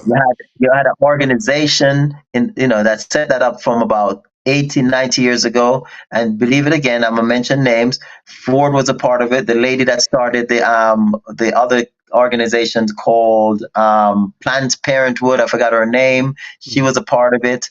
The Rockefellers were part of it, and so they all was in cahoots of how to lessen the Black American population through eugenics. Indeed. It is a subject we should maybe next time delve further into. But I need to put the evidence on the screen so that we can take the audience on a journey. Because I know for some it will be not believable, but if you put the details, the facts, the evidence before them, they could do that. Okay. And let's get someone who's been researching it for the last 50 years on. I don't know if you know the conscious Rasta, Kidi, Chef Kidi Awadu. Yes. He's been researching the eugenics in our society, self-suicide, race suicide. He's been researching our own genocide among ourselves, and how it's so effective to Black Americans that if we continue down this trajectory, we're going to be phase out. We're going to be black out. This is true. And that's what we need to, we will add that discussion. But if I may say so, Doctor, you've been truly a remarkable guest. You provided clear information that the audience can use to take control of their health. Okay, and I pose that question: how to change habits? Of course, ultimately, it's about how to change one's attitudes to what you need to change. Because it's really about attitude. I've found attitude. Once you're clear about your attitude that you want to affect these changes, those changes will happen. But you do. But another thing, real quick, that we find as a bigger problem in the UK is loneliness. There's too many of us living on our own, not having that social interaction, and loneliness is worse than drug addiction, alcohol addiction, and it does more damage than those disorders. Yes. Whoa. So people need to find us. Yes. So that's another killer, because we tend to be isolated by this system. We're only 1 million or so Black people in UK, and they isolate us so much that we're hurting ourselves and dying faster than they are because of the same reason. Every week I see another person that they're looking for their family member. They die in a hospital and nobody knows who they are. That's right. Yes. I will, if I may, I'll come back to you on that one. It has been brought up previously, but I haven't had the opportunity to do the research. And maybe you and I have a discussion, and maybe in the new year, let us have a discussion on this loneliness, because it has been brought up on more than a few occasions, and I believe it's worthy of a further exposure. But we need to have solutions. Identifying the problem is one thing, but it's solutions. Yeah. Solutions. So let's talk about that and get that going. Yes. Thank you. I'll come back and we'll talk about that. Thank you for your time this morning, and thank you for the extra time you've granted to us. And I hope you've got as much out of it as we have, just listening to your wise words. And if I may, I want to, on behalf of the people, to congratulate you for your works, because your work has been resounding across Britain and Europe, across the Caribbean, and of course across the motherland of Africa. I want to thank you so much for all your work, and long may you continue this work. Thank you. Thank you, my brother. Thank you. Thank you. We'll talk. I'll get in touch with you. Thank you. I Get in look touch with forward you. to it. Blessed to you. All Blessed. right, no Take problem. care. Blessing, Bye-bye. blessing. Bye-bye. Yes. Bye-bye. Wow. There you go. There you are. Whew. That was quite something. There's a lot in there. A lot was packed in there. And I hope you would agree that the information shared is untainted by profit, untainted by greed, yeah, untainted by envy. It's information provided with love. Yeah. It calls upon information that is, in fact, information that's always there in the public domain. But often we need that to be placed right before us so we can actually see it. And I urge you, some of the natural remedies that have been presented to you, before taking any of them, always obtain professional advice so you can determine the correct dosage, the size, and frequency. But these are the natural plants that we have used for tens of thousands of millions of years. Pharmaceutical companies simply use the active ingredients in those plants to create profit for themselves. But these plants are what has enabled human beings to live for more than 100 years and beyond. So remember, you decide the change. And in the intro video, we make it clear it is your decision, because ultimately you want to be healthy. You want to be happy. So I say unto you, until the next time, I am the motivator, where we translate our words into action, and where success is ours for the taking. The Motivator Show, the internet's most inspirational podcast. Every Saturday morning from 8 to 10 a.m. I choose a healthy lifestyle. I will relax and when possible attend a spa. I will eat healthy food and drink appropriate amount of water each day. I will exercise and maintain fitness. I will not be afraid of doctors and seek out medical examination when I need it. I will promote good mental health because it's important to me. I deserve to be happy. London is United Kingdom's capital city. It is amongst the most cosmopolitan in the world. It possesses all possible extremes, including in wealth, cultural and religious diversities. The main causes of illness and premature death in London, like the rest of the United Kingdom, are coronary heart disease, strokes, cancers, and respiratory diseases. Other key health challenges in London include tuberculosis, issues relating to sexual health, including HIV/AIDS, mental health, and drug and alcohol misuse. It is likely that these issues and diabetes and obesity will continue to be priorities over the next 10 years. As London's diverse population increases, there's also likely to be an increase in diseases which are more prevalent in some black and ethnic minority communities, such as high blood pressure and renal diseases. I choose a healthy lifestyle. I will relax and when possible attend a spa. I will eat healthy food and drink appropriate amount of water each day. I will exercise and maintain fitness.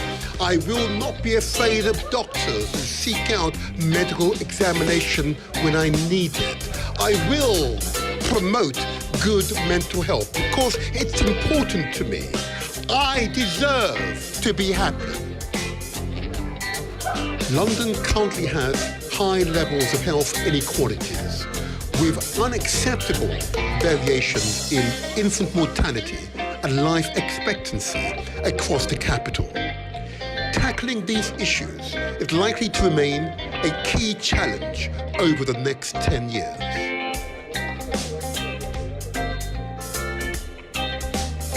London is United Kingdom's capital city.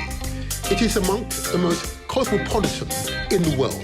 It possesses all possible extremes, including in wealth, cultural and religious diversities. The causes of health inequalities are similar to those that determine health in general, including, for example, housing conditions, employment opportunities, environmental factors such as pollution, the amount of exercise undertaken, one's diet and smoking, and access to health services. I choose a healthy lifestyle. I will relax, when possible, attend a spa. I will eat healthy food and drink appropriate amount of water each day. I will exercise and maintain fitness. I will not be afraid of doctors and seek out medical examination when I need it. I will promote good mental health because it's important to me. I deserve to be happy. Public health priorities. Life expectancy is stalling and health inequalities are widening. After a century of increases, the decades prior to COVID-19 pandemic saw improvement in life expectancy amongst the UK population stall. For some, these improvements went into reverse.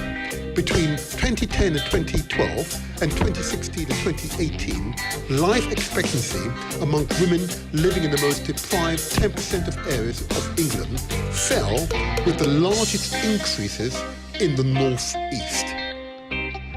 The diseases now most prevalent within the communities include diabetes, high blood pressure, heart conditions, cardiovascular diseases, lung disease, cancers, and obesity.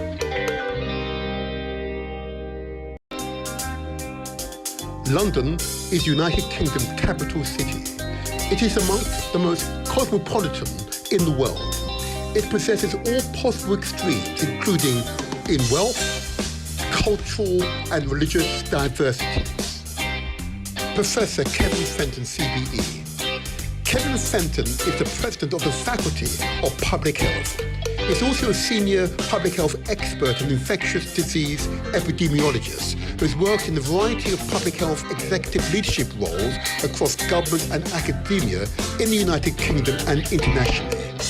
His specialist interests are in tackling health inequalities, infectious disease prevention and control, climate justice, and urban health. Professor Fenton is the Regional Director for London in the Office for Health Improvement and Disparities within the Department of Health and Social Care. Within this role, he's also the Statutory Public Health Advisor to the Mayor of London and the Greater London Authority and the Regional Director of Public Health for NHS London. He is also the Government Chief Advisor on HIV and Chair of the HIV Action Plan Implementation Steering Group for England. Professor Kevin Fenton says, I'm a public health director. Here are 5 things you can do to improve your health. 1. Mindful and balanced eating. Nourish wisely. Eat whole, balanced meals with awareness to support energy and well-being. 2. Get outside. Be with nature. Time outside reduces stress, improves mood, and strengthens your connection to the world. 3. Stay curious, stay engaged, explore new interests, keep your mind sharp, build social contacts, and boost your happiness. 4. Get active, move it or lose it. Move daily, lift weight, and do cardio. Exercise, improve physical, mental, mood and energy. 5. Prioritize rest and sleep. Disconnect. Rest. Quality sleep supports mental clarity, emotional balance, and overall health. I choose a healthy lifestyle. I will relax and when possible attend a spa. I will eat healthy food and drink appropriate amount of water each day. I will exercise and maintain fitness. I will not be afraid of doctors and seek out medical examination when I need it. I will promote good mental health because it's important to me. I deserve to be happy. Traditional medicine has existed in Africa and China for thousands of years. Traditional African medicine is a range of traditional disciplines involving indigenous herbalism and African spirituality, typically including diviners, midwives, and herbalists. African herbal medicine is a traditional practice that uses plants to treat a variety of ailments. Some examples of African herbal medicine include African potatoes, used to treat arthritis, diabetes, urinary tract disorders, tuberculosis, and prostate disorders. African geraniums, used to treat respiratory tract infections. Cancer bush, used to treat respiratory tract infections and menstrual pains. African milk tree, used to treat pain, ulcers, and skin conditions. Tacoma salads, used to treat diabetes, amongst many others.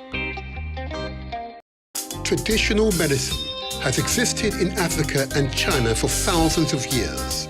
Traditional African medicine is a range of traditional disciplines involving indigenous herbalism and African spirituality, typically including diviners, midwives, and herbalists.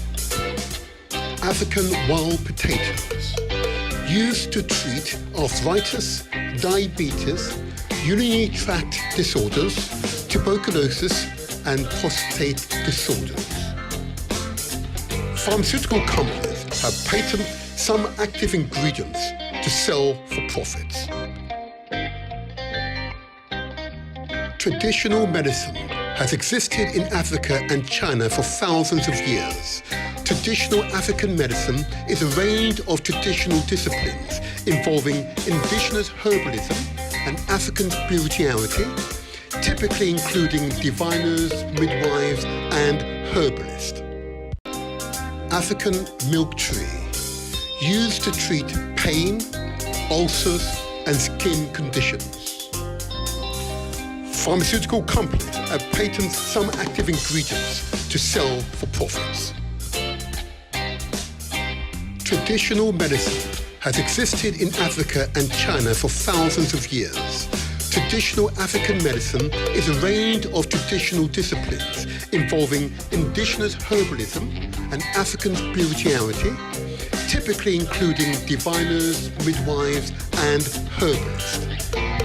African cancer bush, used to treat respiratory tract infections and menstrual pains. Pharmaceutical companies have patented some active ingredient to sell for profits.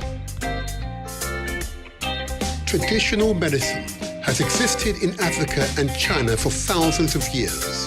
Traditional African medicine is a range of traditional disciplines involving indigenous herbalism and African spirituality, typically including diviners, midwives, and herbalists. African pepper bark tree, used to treat respiratory tract infection and STIs. Pharmaceutical companies have patented some active ingredients to sell for profits. Traditional medicine has existed in Africa and China for thousands of years. Traditional African medicine is a range of traditional disciplines involving indigenous herbalism and African spirituality, typically including diviners, midwives, and herbalists.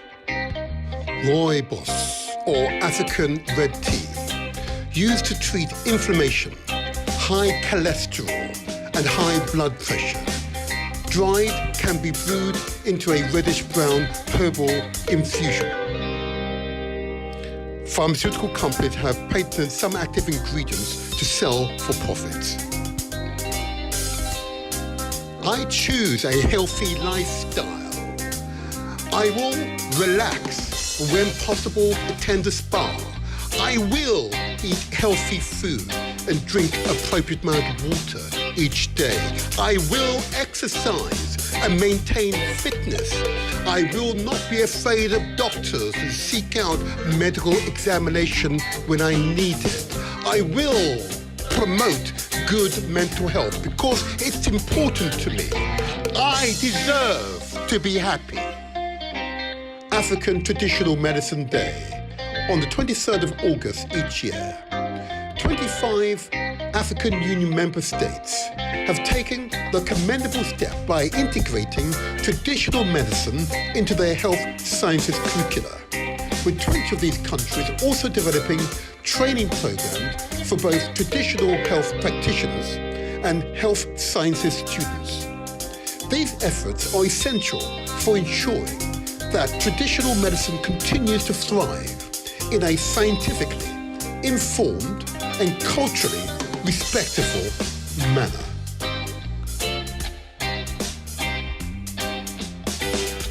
The Motivator Show. Success is ours for the taking.